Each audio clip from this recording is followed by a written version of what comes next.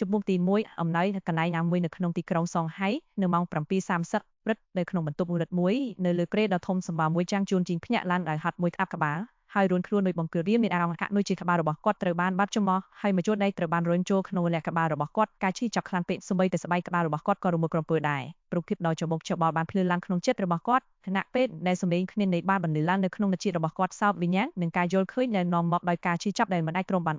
នគាត់ដឹងថាជំងឺចាស់របស់គាត់បានផ្ទុះឡើងម្ដងទៀតនៅញ័រខ្លួនគាត់បានទាញខ្លួនគាត់ចេញពីក្រេតហើយបានទឹកតបដេកហើយញ័រដៃយករហូតដល់5ដៃគាត់រកឃើញ10ឆ្នាំគាត់បានបង្វិលមួយចេញដោយមិនបានគិតជាលើកទី2ដោយបានរួចរើថ្នាំពណ៌ភីពេជ្រចំនួន5ឬ6គ្រាប់ហើយលាតចូលក្នុងមួយពេញបន្ទាប់មកគាត់ក៏ទម្លាក់ខ្លួនទៅដេកលើក្រេវិញទ្រូងរបស់គាត់ទ្រង់ណាក់ដែលគាត់ស៊ូទ្រាំនឹងការឈឺចាប់មួយសន្ទុះក្រោយមកការឈឺផ្ដាល់ដោយព្រើបានចុកខ្សោយហើយទីបំផុតបានធូរស្រាលខាចាងជួនជីនផ្លរដងហើមចេញដោយភាពធូរស្បើយនាសិលជាហៀថ្ងៃរបស់គាត់ត្រឡប់មករៀននៅវិទ្យាល័យវិញគាត់បានធ្លាក់ខ្លួនមកដោយជំងឺចម្លែករោគសញ្ញាខួរក្បាលរបស់គាត់នឹងមិនអាចគ្រប់គ្រងបានឡើងវិញនៅរាល់ការចងចាំដែលគាត់ធ្លាប់មានព្រមទាំងព័ត៌មានអត់បានការដែលត្រូវបានបំភ្លេចចោលជាយូរមកណាក់ពេលដែលនៅពេលជាមួយគ្នានឹងមានការបង្ខិតបង្ខំនិងស្រុកទាញនិងវិភាគទិន្នន័យខាងក្រៅទីបំផុតគាត់ក៏នឹងមានកម្រិតគ្រប់គ្រងរាងកាយរបស់គាត់ស្ទើរតែមិននឹកស្មានដល់ជាសំណាងល្អប៉ុណ្នេះនឹងមិនស្ថិតស្ថេរយូរទេរាងកាយរបស់គាត់នឹងតោងយ៉ាងលឿននៅក្រោមភាពតានតឹងដោយបង្ខំឲ្យបាត់វាច្បាស់ណាស់ដោយសារតែសមត្ថភាពនេះដែលគាត់បានចូលទៅក្នុងសាវិទ្យាល័យសងហៃដែលជាស្ថាប័នលំដាប់កំពូលមួយរបស់ប្រទេសគាត់អនុវត្តការប្រឡងចូលដូចជាគៀនចាងជួនជីហេតុនេះខួរក្បាលហួសសម្រិតគាត់បានគិតថាគាត់អាចនឹងវិវត្តទៅជាមនុស្សអស្ចារ្យប៉ុន្តែដោយសាររាងកាយគាត់មិនអាចទៅត្រង់ការបំប្រែបា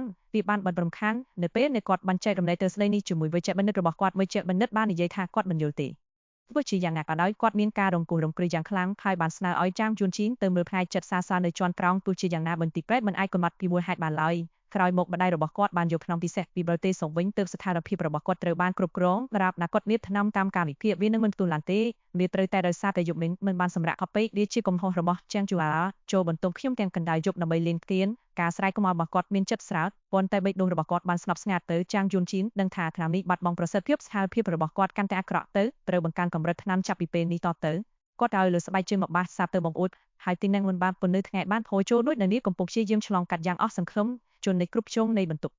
ខែនេសានៅក្នុងសងហៃមានន័យថានៅទីកោដៅដ៏ភ្លឺស្លាំងខ្យល់ពេលព្រឹកដែលបក់មកលើមុខរបស់គាត់គ្រឿជាក់និងស្រស់ស្រាយសំឡេងគូធាបន្ទាប់មកសំឡេងយាយពីខាងក្រៅយូនស៊ីដល់ពេលត្រោះហើយមួយពេកវិធីចាំងយួនជៀនបនិសេធដោយភាពខុសខើជាម្ចាស់គាត់ចង់ត្រឡប់ទៅទីវិញអាកាសធាតុនៅទីគោលដោយស្រស់ស្អាតព្រឹកចង់ស្ដាប់ការមនីជាអូក្រិតកង់ប្រឆាំងនឹងជីវិតខ្លួនឯងលោកយាយបានតបប្រកបដោយភាពខុសខើជាងនេះអ្នកមានពេល3នាទីប្រសិនបើអ្នកមិនក្រោបទេខ្ញុំកំពុងធ្វើឲ្យអ្នកភ្ញាក់មិនអីទេចាងយួនជីនចុះចាញ់ភ្លាមគាត់ដឹងថាជីដូនដែលមានកំខិនរបស់គាត់ពិតជាមានសមត្ថភាពក្នុងការធ្វើតាមដោយពុករបស់ចាងយួនជីនបានទទួលមរណភាពក្នុងគ្រោះថ្នាក់ចរាចរណ៍ត្រឡប់មកវិញនៅពេលដែលគាត់នៅរៀននៅបឋមសាសាហើយម្ដាយដែលមានចិន្ទៈរមុតមុំរបស់គាត់មិនได้រៀបការម្ដងទៀតទេនាងបាននាំពូនប្រុសត្រឡប់ទៅតាំងលំនៅសង្ហៃទុកគាត់ឲ្យនៅមើលថែទាំជីដូនជីតារបស់គាត់ហើយបោះជំហានដំបូងក្នុងអាជីពរបស់គាត់ខ្លាយជាអ្នកជំនួយនាំមានដោយតពូនដែលសាច់ញាតិទាំងអស់សរសើរនៅទីបំផុតម្ដាយរបស់គាត់បានទិញកន្លែងផ្ទាល់ខ្លួនរបស់គាត់ប៉ុន្តែចាំងជួនជីនមិនចូលចិត្តផ្ទះអ្វីនៅធំនឹងទៅទេនោះទេគាត់ចូលចិត្តស្នាក់នៅជាមួយជីតានិយាយយ៉ាងណាមិញម៉ាក់ចេញពីផ្ទះមុនម៉ោងហើយមកផ្ទះយឺតធ្វើដំណើរធ្វើអាជីវកម្មមួយរៀងរាល់ពី3ថ្ងៃហើយចិត្តរបស់នាងត្រូវបានប្រើប្រាស់ទាំងស្រុងដោយការងារសូម្បីតែនៅចុងសប្តាហ៍ក៏ដោយនៅពេលដែលនាងមិនធ្វើការថែមម៉ោងមានគ្រាន់តែកំងដឹកជញ្ជូនគ្រប់ពេលដែលអាចហាវើជុំគឺដែលនាងនិយាយញឹកញាប់បំផុតទៅកាន់កូនគឺតើកូនមានលុយគ្រប់គ្រាន់ដែរទ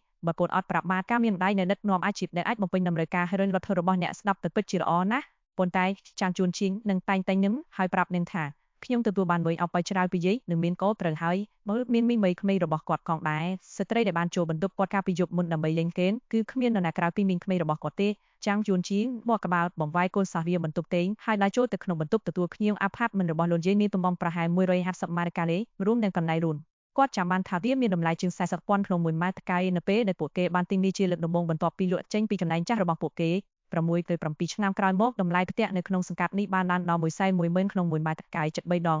រឿងល្អដែលជីតាមមានការមើលឃើញទុកជាមុនប្រសិនបើពួកគេនៅតែនៅកន្លែងចាស់ចាងយួនឈៀននៅបាននិយាយនៅលើសាឡុងបន្ទប់ទទួលភ្ញៀវពេលនេះគាត់ធប់ពេញមី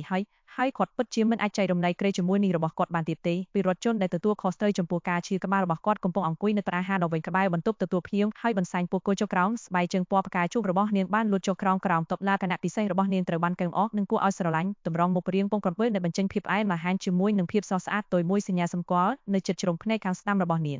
ទៅតែភ្ញាក់ពីដំណេកសក់អង្កាយរបស់នាងបានរលំជុំវិញស្មារបស់នាងធ្វើឲ្យនាងមានអារម្មណ៍ស្រាបស្រាឈ្មោះមីងរបស់គាត់គឺចាងជូអាហើយមានអាយុច្រើនជាងគាត់4ឆ្នាំដោយឃើញចាងជួនជីងនាងបានរត់បន្តិចពីពងមាត់របស់នាងហ ហើយនិយាយដោយការភ្ញាក់ឲ្យជាខ្លាំងថាអូឆាប់ឡាននេះនោះមិនមែនជាស្ទីលរបស់អ្នកទេវាប្រកាសថាមិនមែនប៉ុន្តែវាបដៃរបស់អ្នកស្ទីលគឺឆ្លើយថាម៉ាក់ឯងដោយមាត់នោះខេត្តខ្ញុំគ្រាន់តែនិយាយការពិតចាំងជួនជីងបានសរសើរមួយមាត់ដោយផ្កាដ៏ប្រណិតរបស់មីងគាត់មានមួយទៅភ្លឺថ្លាភ្នែកភ្លឺនិងបញ្ចេញថាមពលពួកគេនិយាយថាពេលយប់មិនអនុញ្ញាតឲ្យសាទទីទុយពេលយប់ងាយស្រួលទេប៉ុន្តែវាផ្ដល់ឲ្យពួកគេនៅរង្វង់មនិតច្បាស់ណាស់ស្ត្រីនៅចំពោះមុខគាត់មិននៅលើពាក្យនេះទេភាពច្រឡែកហាក់បានចូលដល់ទៅជាយាយនាងបានលូកក្បាលចេញពីផ្ទះបាយដើម្បីមើលបន្ទាប់មកបានតែចេញនៅភ្លាមបន្ទាប់មកកាន់ចានគោមសក់ខ្មៅរបស់នាងត្រូវបានដាក់បាយដោយប្រាក់ការសម្លឹងរបស់នាងគឺមួយស្រួចដែលភ្លាមនោះអ្នកបានសង្កត់នាងមួយជាស្ត្រីចំណាស់នៅមានកង្ខឹងថ្មីក្បិតតែស្បែកដែលធូររលុងនិងស្នាមជ្រឿជ្រួញបានមួយអតីតស្មីរបស់នាងក៏ដោយក៏អ្នកនៅតែអាចឃើញភាពស្រស់ស្អាតដែលនាងធ្លាប់មានកាលពីក្មេងចាំងយួនឈៀនយកនំបញ្ចុំដែលនាងហុចឲ្យគាត់មួយមាត់ហើយសួរថាលោកតានៅណាលោកយាយបាននិយាយថាចេញទៅដល់លេពេលព្រឹកជីត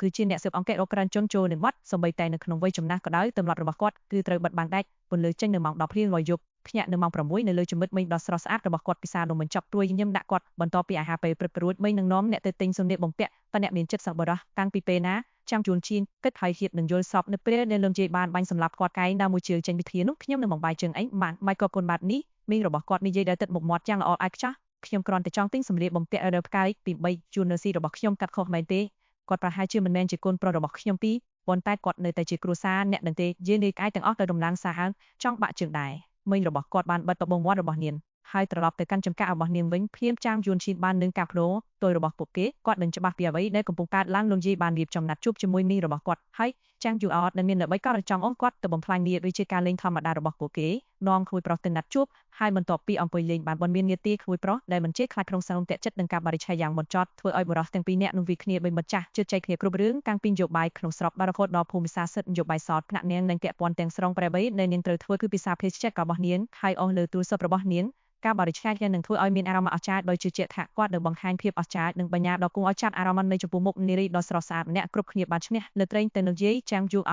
គួរឲ្យស្រឡាញ់តាំងពីក្មេង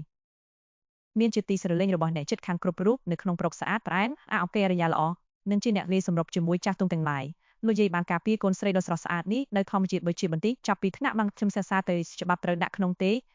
េដើរលេងជាមួយប្រុសហើយកូនស្រីតូចរបស់នាងមិនបានថាចិត្តទេនាងបានបង្កើតវាពេញមួយមហាវិទ្យាល័យដែលមិនមានមិត្តប្រុសសង្ប៉ុនដែរនៅពេលដែលនាងចូលធ្វើការហើយជាពិសេសនៅពេលដែលនាងមានអាយុ25ឆ្នាំលោកយាយចាប់ផ្ដើមមានអារម្មណ៍មកស្រមុកខ្ញុំប្រាប់អ្នកថាកុំណាត់ជួបមុនប៉ុន្តែខ្ញុំមិនបានប្រាប់អ្នកឲ្យខ្លាចជាអ្នកដើរលេងទេតើមនុស្សស្រីមានអាយុប៉ុន្មានឆ្នាំដូច្នេះហើយនាងបានប្រមូលភ្នំបន្តាញមិត្តចាស់របស់នាងបានបោះសម្ដែងទៅឆ្ងាយដើម្បីប្រមូលឯកសារលើយុវជនដែលមានសិទ្ធិទទួលបានហើយដោយផ្ទាល់ខ្លួនបានចាប់ផ្ដើមមានចំណាត់ជួបសម្រាប់កូនស្រីរបស់នាងលោកយាយនាងច្បាស់ជាមិនចំណាត់ជួបទេអ្នកមិនអាចបង្ខំឲ្យខ្លាចណាត់ទោមបានទេចាំងយួនឈៀងបាននិយាយនៅចំណុចខាងនឹងចំកយបន្ទាប់មកគាត់បានស្មារតីចិត្តនៅខ្លួនឯងចុះអ្នកកំណត់យ៉ាងម៉េចខ្ញុំឡើងនៅលើការបរិច្ឆេទទីការភ្នែកជំនួសវិញខ្ញុំជាផ្លែលឹបឯងណាលោកយាយបានខ្ទាស់ថាអញក្មេងពេកប្រញាប់អីទៅសាវិទ្យាល័យឯងពេញទៅដោយស្រីក៏ឯងទៅចាំទេបងអញ្ញាទៀតឯងនឹងវាឯងលោកយាយជាស្ត្រីភាគខាងត្បូងប៉ុន្តែមិនមានភាពស្លូតបត់ក្នុងខ្លួននាងទេតាមពិតខំខំរបស់នាងពិតជាផ្ទុះឡើងសម្បីតែកាយដែលមានអំណាចក្នុងអាជីពរបស់ចាំងយួនឈៀងក៏មិនហ៊ាននិយាយតបទៅនាងដែរខ្ញុំធំហើយមែនទេខ្ញុំបានដោះស្រាយបញ្ហារបស់ខ្ញុំអស់ជាច្រើនឆ្នាំហើយចាំយួនឈៀងតបត្រង់ខាងក្នុងបន្ទាប់ពីអាហារពេលព្រឹកធ្វើតាមការបញ្ជារបស់ជីដូនមីរបស់គាត់បានត្រឡប់ទៅបន្ទប់របស់គាត់ដើម្បីផ្លាស់ប្ដូរនិងតុបតែងមុខរបស់គាត់មុនពេលចេញដំណើរទៅណាត់ជួបនាងជាមួយនឹងការតុបតែងមុខស្រាល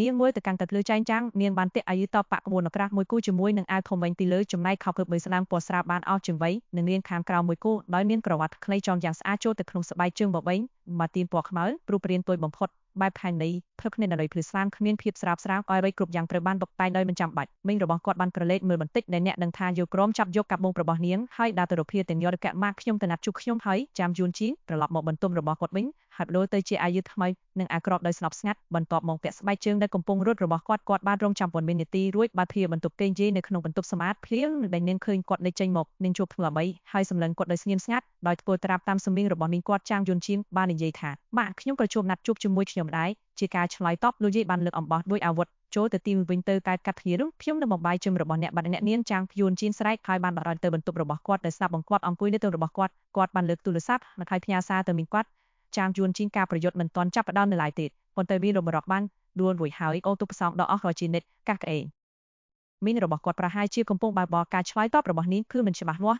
ចាំងយួនឈៀងលោកជេបានទប់ស្កាត់ខ្ញុំមិនអ្នកគឺដែលខ្លួនឯងសម្រាប់មួយនេះមីងរបស់គាត់បានផ្ញើសារជាសម្លេងចាំងយួនឈៀងបានចិត្តដើម្បីបាំពាហើយសម្លេងខឹងសម្បារបស់ចាំងយួអបានផ្ទុះចេញពីធុងបាសអ្នកល្អសម្រាប់គ្មានអ្វីនាងបានរំលឹកសារបន្ទាប់មកបានផ្ញើសារមួយទៀតលើកនេះក្នុងទឹកដុំសម្លេងខុសគ្នាទាំងស្រុងស៊ីរ៉ូផ្អែមនិងសៅទួនក្មួយប្រុសសម្រាប់សច្ចិតមកមីងស្រឡាញ់អ្នកជាងគេលូហា ហើយស្ត្រីញញែននឹងសម្លេងថាហើយនាងគិតថាខ្ញុំនឹងទប់កំផាន់របស់យាយយ៉ាងតិចបំផុតនាងត្រូវផ្ញើស្រោមសម្បត្តិក្រហមភៀមនឹងសម្លេងយ៉ាងខ្លាំងបានបន្លឺឡើងចាំងយួនឈីដើរទៅបន្ទប់ទទួលភ្ញៀវហើយនៅក្រោមក្រសាខ្នៃចាំងយាមរបស់លោកយាយចុចប៊ូតុងតើនេះជាបណ្ណាសម្លេងមួយបានបន្លឺឡើងតាមរយៈឧបករណ៍បំពងសម្លេងការដឹកជញ្ជូនចាំងជួនជីបើទ្វារចេញហើយពី3នាទីក្រោយមកអ្នកនាំសម្បត្តិកាយសន្តានម្នាក់បានចូលពីចំដើយន្តដោយមានកញ្ចក់មួយដាក់ក្នុងដៃរបស់គាត់ចាំងជួនជៀនលឺហើយជាខ្ញុំមិនបានបញ្ជាតែអ្វីទេគាត់បានចុះហត្ថន័យថាឲ្យនាយដោយមើលទៅឆ្លប់បន្ទាប់មកពិនិត្យមើលព័ត៌មានកញ្ចប់វាមិនមានឈ្មោះអ្នកផ្ញើទេប៉ុន្តែអាសៀតឋានត្រឡប់មកវិញគឺនៅក្នុងហាងឆេងក្នុងចណាន់ជាខេត្តជិតខាងគាត់បាននៅលុបទៅបន្ទប់របស់គាត់វិញស្ទួយត្រីកាត់ប្រអប់ពីតតោះហើយកាត់កញ្ចប់បាត់នៅខាងក្នុងមានផ្នែកខ្យល់ដែលស្រុកទីមាន2កាត់ខ្នើមួយនិងស្រោមសម្បត្តិពណ៌រឿងចាំងជួនជីនបានយកកាត់ខ្មៅវាមានទំនងប៉ុនអាសេញបានខាយហាក់ដូចជាធ្វើពីដែកប៉ុន្តែវាមានអាមរលូននិងកក់ក្ដៅដល់ការប៉ាស់របស់ហាត់កម្មគឺល្អប្រណិតកេមត្រូវបានតម្រង់ជួយជាមួយនឹងលំនងពពកប្រាក់ដ៏ឆ្ងាញ់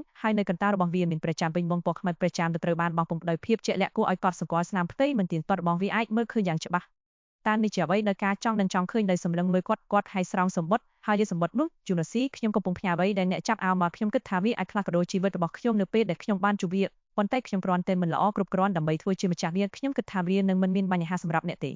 េអ្នកគឺជាបងប្រុសដ៏ល្អរបស់ខ្ញុំដូច្នេះយកវាជាអំណោយបានចុះហត្ថន័យការលេងយីមមួយនៅទីនេះត្រូវបានប្រើដើម្បីសំដៅលើក្មេងពីដល់នៅទីនេះនិយាយអ្វីមួយតាមបន្ទាត់នៃពាក្យមួយមានតួអក្សរខាងក្រៅនៅក្នុងវាពាក្យដែលប្រើក្នុងស្រែគឺតាមជាឆ្នាក់ក្រៅកូនស្រីគំនិតរបស់អ្នកបកប្រែចំពោះទី2ការបាត់ខ្លួនពីមកពីបងធំវិញចាំយួនជាងអានសម្បត្តិចប់ហើយពួកកបាលតើគាត់មានន័យយ៉ាងណាក្នុងការផ្លាស់ប្ដូរជីវិតរបស់ខ្ញុំហើយតើគាត់មានន័យថាមិនជាគ្រប់ក្រឡន់ធ្លុបអីចឹងគាត់មិនយាបញ្ចោត្រឹមត្រូវគាត់បានបង្វែរការក្រឡេកមើលការខ្នៅវិញត្រឡប់ពីម្ដងហើយម្ដងទៀតដោយពិនិត្យមើលវាពីគ្រប់ជ្រុងទាំងអស់តាមដែលគាត់អាចប្រាប់បានពីជារឿងមិនគួរកត់សម្គាល់ទាំងស្រុងប្រសិនបើមានអ្វីមិនធម្មតាអំពីលាទៀតពិតជាមានអោងយាយក្នុងការប៉ាហើយហាក់ដូចជាអាម៉ាណាស់ដែលវាត្រូវបានផុតចេញពីលាតើនេះអាចជាកាត់ពីក្លឹបលំតាប់កំពូលខ្លះទេនឹងធ្វើឲ្យយល់បានមានតែនិតវិទូនៃសមត្ថភាពរបស់ចាងជួនជីប៉ុណ្ណោះដែលអាចគ្រប់គ្រងនៃធំដូចជា36លីយឺនឹងបានជីកឬស្លាប់តាំងពីក្មេងឈ្មោះហៅក្រៅរបស់គាត់គឺអាប់មិនហើយគាត់មានអាយុច្រើនជាងចាងជួនជី2ឆ្នាំទ្រាប់ទៅមុនជីដូនជីតាទិញត្រវែងថ្មីគ្រួសារទាំងពីរបានរស់នៅក្នុងផ្លូវលំវិគ្នាប្រសិនបើជីវិតពិតគឺជាធៀមកម្លាំងរាងកាយនិងនបិនរបស់លីយឺនឹងត្រូវបានចាត់ថ្នាក់ណាក់ពេលដែលភាពប្រឆ្លាតរបស់គាត់នឹងជាប់ចំណាត់ថ្នាក់ទោះបីជាដូច្នេះក៏ដោយគាត់តែងតែមានខ្នងរបស់ចាងជួនជីជាដំបូងដើម្បីបញ្ចូលទៅក្នុងចម្រោះចុងក្រោយដើម្បីដងរត់នៅពេលវាប្រសិនបើអ្នកណាម្នាក់ហ៊ានចំអកឲ្យចាងជួនជីថាជាក្មេងដែលគ្មានឪពុកលីយឺនឹងជៀនជើងឡានហើយដោះស្រាយវាតាមរបៀបដែលមិនល្អលុះហើយជាមួយហេតុដែលចាងយួនឈីនតែងតែឲ្យគាត់ថាបងធំមិននឹងថ្នាក់របស់លីយឺមិនបានពូកែនៅវិទ្យាល័យទេដូច្នេះគាត់បានទៅមហាវិទ្យាល័យនៅខេត្តចេណានជិតខាងដោយសារតែចំណែកពួកគេទាំងពីរបានលួចបន្តិចម្ដងចេញពីទំនាក់ទំនងធម្មតាចាងយួនឈីនរយកាត់ខ្មៅចូលទៅក្នុងហោប៉ៅអាវខ្យល់របស់គាត់ដោយដៃនៅខាងហើយយកទូរស័ព្ទរបស់គាត់ជាមួយមួយទៀតដើម្បីបិទសារលេងសាចាងយួនឈីនតើនេះជាការរបស់ក្លឹបណាយ៉ាងឲ្យណាសូមផ្ដល់អាសយដ្ឋានខ្ញុំលេខទូរស័ព្ទកន្លះម៉ោងបានកន្លងផុតទៅទេឆ្លើយតបចាងយួនជីនបងការរងចាំហើយចិនលិចលេយនឹងដោយប្របន្ទាប់ពីរត់ពីការហៅទូរស័ព្ទបានភ្ជាប់សម្លេងប្រុសជ្រើមួយបានមកតាមរយៈអ្នកនិយាយជំរាបសួរព្រីគឺជាឪពុករបស់លេយជីបនឹងពូលីចាងយួនជីនប្រិយភ្នែកបន្ទាប់មកការបញ្ចេញមតិរបស់គាត់បានភ្លឺឡើងតើបងធំវិញនៅលុបមកសោះហើយសត្វដាននេះទេតើអ្នកអាចដាក់គាត់បានទេខ្ញុំត្រូវការនិយាយជាមួយគាត់មានភាពស្ងាត់នៅចំម្ខាងហើយបន្ទាប់មកសម្លេងដ៏ជ្រាលជ្រៅបានលុបមកវិញទឹកនេះខ្ទប់ទៅដោយទុកខ្សោបយូលស៊ីខ្ញុំនៅចំណានអាប់នឹងបានបាត់ហើយបងធំវិញបាត់ចាងយួនជីនជាប់កាងប៉ុន្មាននាទីមុនគាត់អាចសួរដោយសម្លេងមានឆ្លើយនឹងបន្ទាន់ថាតើមានអ្វីកើតឡើងតើគាត់អាចបាត់ខ្លួនដោយរបៀបណាគាត់ទៅតែផ្ញើកញ្ចប់មួយខ្ញុំគាត់បានបាត់ខ្លួនកាលពី3ថ្ងៃមុនមិញរបស់អ្នកជើនិងខ្ញុំបានទទួលទូរស័ព្ទពីសាវិទ្យាល័យកាលពីនៅសើមិញហើយបានប្រញាប់ប្រញាល់ទៅភៀមសម្លេងរបស់មូឡាយធ្ងន់ដោយក្តីអស់សង្ឃឹមតើអ្នកបានដាក់របាយការណ៍ទេតើការិយាល័យសន្តិសុខសាធារណៈបាននិយាយយ៉ាងណាចាងយួនជីនសួរភ្លោះសម្លេងរបស់គាត់ពូលេស្ងាត់មាត់មួយសន្ទុះបន្ទាប់មកក៏និយាយដោយស្ទាក់ស្ទើរគឺនឹងមូលគឺពិបាកបញ្ចោណាស់វិធីអ្នកអាប់នឹងបាត់ពីចម្លែកចិត្តរបស់ចាងយួនជីនជាប់កាងចម្លែកមានន័យថាម៉េចគូលេខបន្តថាអាប់មិនបាត់ពីអន្តេនសកលឋានរបស់គាត់ពីយប់មុនប៉ូលីសបានទាញរូបភាពឃ្លាំមើលតាមសារធំហើយបានរកឃើញថាអាប់នឹងមិនបានចាស់ចេញពីបន្ទប់របស់គាត់ពេញមួយយប់ប៉ុន្តែនៅព្រឹកបន្ទាប់មកគាត់បានបាត់ទៅហើយមិត្តរួមបន្ទប់របស់គាត់បាននិយាយថាពួកគេបានឃើញគាត់មុនពេលចូលគេងប៉ុន្តែនៅពេលដែលពួកគេភ្ញាក់ឡើងគាត់មិននៅទីនោះទេពួកគេស្មានថាគាត់ទៅតែដើរចេញមិនក៏អាចទៅរួចចាងយួនឈីនផ្ទុះឡើងមនុស្សមិនគ្រាន់តែបាត់ខ្លួនទៅក្នុងខ្យល់តិចនោះទេសូម្បីតែក្មេងអាយុ3ឆ្នាំក៏មិនទិញរឿងនេះដែរគាត់បាននេតការតបបោមរបស់គាត់ហើយបន្ទិសម្លេងរបស់គាត់ពូលីតើគាត់ប្រហែលជាមានរឿងអាក្រក់របស់អ្នកណាម្នាក់នៅសាលាទេគំនិតដំបូងរបស់គាត់គឺថាម៉ងប្រុសរបស់គាត់បានឆ្លងកាត់មនុស្សខុសដែលជាអ្នកមានអត្តពលក្នុងស្រុកទូតនិងបញ្ចោលពីមូលហេតុដែលរីណេអូក្រូមើមិនបានបង្ហាញអ្វីគួរឲ្យសរសើរជាធម្មតាវាមានន័យថាសារ៉ាកំពុងបាត់បានអ្វីមួយក្នុងយុគសម័យព័ត៌មានផ្ទុកលើសម្ព័ន្ធអ្នកណាម្នាក់នៃចំណាយពេលលើរៀនគឺអ្នកបានរឿងករណីបែបនេះអ្នកគ្រប់គ្រងសាលាបាននិយាយថាពួកគេនឹងសហការជាមួយប៉ូលីសតាមដែលអាចធ្វើទៅបានមន្ត្រីបានប្រាប់យើងឲ្យត្រឡប់ទៅផ្ទះហើយរងចាំព័ត៌មានថ្មីថាពួកគេនឹងស៊ើបអង្កេតវិញរបស់អ្នកនិងខ្ញុំមិនបានតិចពេញមួយយប់ទេបាត់ណាស់នោះជាអ្វីដែលគេប្រាប់អ្នកខូចចិត្តចាងយួនឈីន រាប់ដងហាមធំហើយព្យាយាមផ្ដល់ការធានាឡើងវិញព្យាយាមកុំភ្លីស្លន់ស្លំអ្នកស្គាល់ជីតារបស់ខ្ញុំនិងបងប្អូនជីដូនមួយរបស់ខ្ញុំទាំងពីរអ្នកធ្វើការនៅការិយាល័យសន្តិសុខសាធារណៈខ្ញុំនឹងសួរពួកគេពីរបៀបដោះស្រាយស្ថានភាពបែបនេះដើម្បីអ្នកត្រូវប្រយ័ត្នប្រសិនបើមានអ្វីដែលអ្នកមិនយល់ឬអ្នកត្រូវការដំបូន្មានសូមទូរស័ព្ទទៅខ្ញុំគ្រប់ពេលមើលគ្នាលេងអងដែរអ្នកពិតជាត្រូវនិយាយជាមួយមិត្តរួមថ្នាក់របស់គាត់ប្រសិនបើបងធំបិនមានចំនួនជាមួយនរណាម្នាក់មិត្តរួមថ្នាក់របស់គាត់នឹងដឹងវាហាក់ដូចជាការលើកទម្ងន់ខ្លះចេញពីទ្រូងរបស់ពុំណីប៉ុន្តែទេយល់ស៊ីកុំបាំងពេកភ្លាមខ្ញុំលឺអ្វីទាំងអស់អ្នកនឹងមុនគេបន្ទាប់ពីជួបចាងយួនជាងមិនអាចអង្គុយស្ងៀមបានទេគាត់បានដើរយកក្រោយឆ្លងបន្ទប់របស់គាត់ដោយបាំងពីសុវត្ថិភាពរបស់មិត្តគាត់មនុស្សមិនគ្រាន់តែបាត់ខ្លួនបីហេតុផលទេបើកាមេរ៉ាចាប់មិនបានអ្វីទេនោះមាននរណាម្នាក់លួចចូលកាមេរ៉ាសំណួរគឺថាតើនរណាដែលនេះយីនឹងបានគ្រប់គ្រងដើម្បីប៉ុន្តែគាត់គ្រាន់តែជានិស្សិតឆ្នាំទី3ប៉ុណ្ណោះត្រាត់រណាខ្លះតែគាត់អាចឆ្លងការកងចាំបាត់ខ្លួន2ថ្ងៃហើយ2ថ្ងៃមុនការសម្រេចបានបុកចាងយួនឈៀនដោយផ្លេចបន្ទោកញ្ចប់មួយពីចង្អាននឹងចំណាយពេល2ទៅ3ថ្ងៃដើម្បីមកដល់សងហៃដោយបាយងើបបន្ទាត់ពេលវេលានោះពីយីមិនទំនងជាបាត់នៅយុគដដែលគាត់បានផ្ញើកញ្ចប់នោះចៃដឹងឬមានទំនាក់ទំនងបាយរបស់គាត់តម្រង់ទៅកាន់ការខ្មៅក្នុងខោប៉ាល់របស់គាត់បិជិតនេះប៉ុន្តែភ្លាមរាមដៃរបស់គាត់បានធ្វើឲ្យនៅខាងក្នុងអាប់ខ្យល់របស់គាត់បាត់កប់កាត់បានបាត់តើរាធ្នាក់លើអន្ទេចាងយួនឈៀនទម្លាក់ការសម្លឹងលើភ្នៀងភ្នែកបាយយ៉ាងលឿនពេញបន្ទប់គ្រួគ្មានរីទេ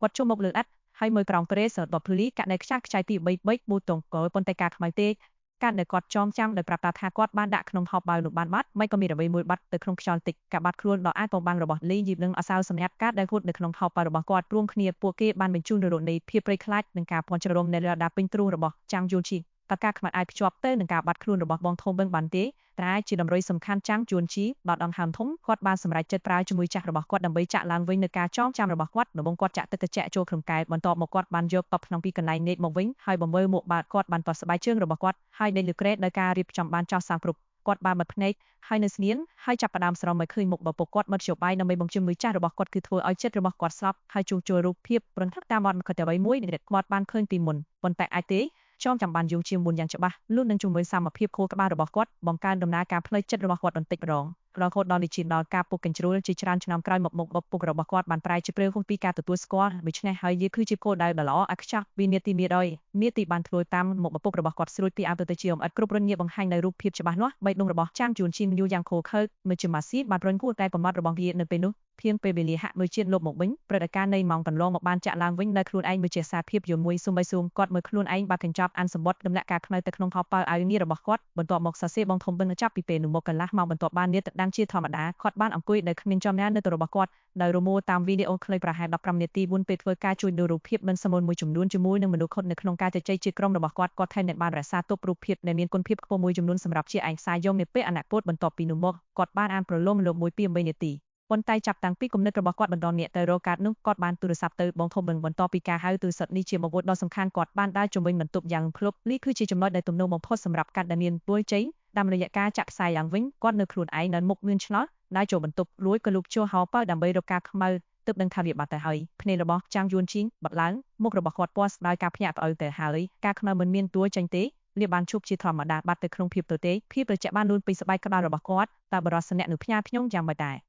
មុនពេលគំនិតផ្សេងទៀតអាចការឡើងសម្លេងយំបានក៏ពេញនៅជារបស់គាត់ហាក់បីដូចជាសម្លេង1000ត្រូវបានដាក់ពីលើគ្នាទៅវិញទៅមកណាក់ពេលដែលរូបភាពដែលបែកចែកបានហោះហើរក្នុងចិត្តរបស់គាត់ហាក់ដូចជាធ្វើចេញពីការផ្ទុះភ្នំភ្លើងមានអ្វីមួយដល់ក្តៅគប់ពីជ្រុងមុខរបស់ចាងយួនឈៀនគាត់មានអារម្មណ៍ថាដូចជាដេកត្រូវបានយួរចូលក្នុងមលក្ខបាលរបស់គាត់ទឹកមុខស្រោស្រងាក់គាត់បានលូនទៅរកក្បាលម៉ាស៊ីចាប់ថ្នាំពណ៌ជាចំនួន5គ្រាប់ចេញបែបដៃញាប់យ៉ងរួចដាក់ចូលក្នុងមាត់របស់គាត់រួចចាប់កែងយ៉ហើយបោះក្បាលរបស់គាត់មកវិញយើងថ្នាំចូលជាមួយទឹកមួយសន្ទុះក្រោយមកចាងយួនឈៀនអង្គុយដួលទល់នឹងក្តារខៀនមកនៅបាក់ដងអាមធំនៅចំណុចនេះគាត់មានពីប្រាប់តាជាការបាត់ខ្លួនរបស់លីយីបលឹងហើយការខ្មៅត្រូវបានភ្ជាប់បងធំបឹងបានបាត់បន្ទាប់ពីផ្ញើសម្បត្តិខ្ញុំការខ្មៅហើយការនឹងច្បាស់ជាមិនមែនជាការធម្មតាទេប្រសិនបើនេះធ្វើអាក្រក់ខុសពីធម្មជាតិបែបនេះការជាប់ពាក់ព័ន្ធគឺពិបាកក្នុងការមិនពនីយីបនឹងប្រហែលជាកំពុងប្រឈមមុខនឹងការគំរាមកំហែងមួយចំនួនហើយត្រូវបានបង្ខំឲ្យយកមកចាត់ភៀតប៉ុន្តែហេតុអ្វីបានជាគាត់មិនប្រកល់ឲ្យប៉ូលីសខែអ្វីបានជាផ្ញើវាទៅខ្ញុំតើខ្ញុំពិតជាគួរទុកចិត្តជាមន្ត្រីប៉ូលីសដែលទទួលបានការបណ្ដុះបណ្ដាលរឿងខ្ញុំគ្រាន់តែជានិស្សិតសាវវិទ្យាល័យធម្មតាម្នាក់ដែលមិននៅសំបីតែសម្រាប់មន់ហើយខ្ញុំនៅតែជាអ្នកជំនួយបន្តមកវាបានវាប្រហារគាត់ព័ត៌មានលំអិតទូចមួយអំពីវីដេអូខ្លងមើល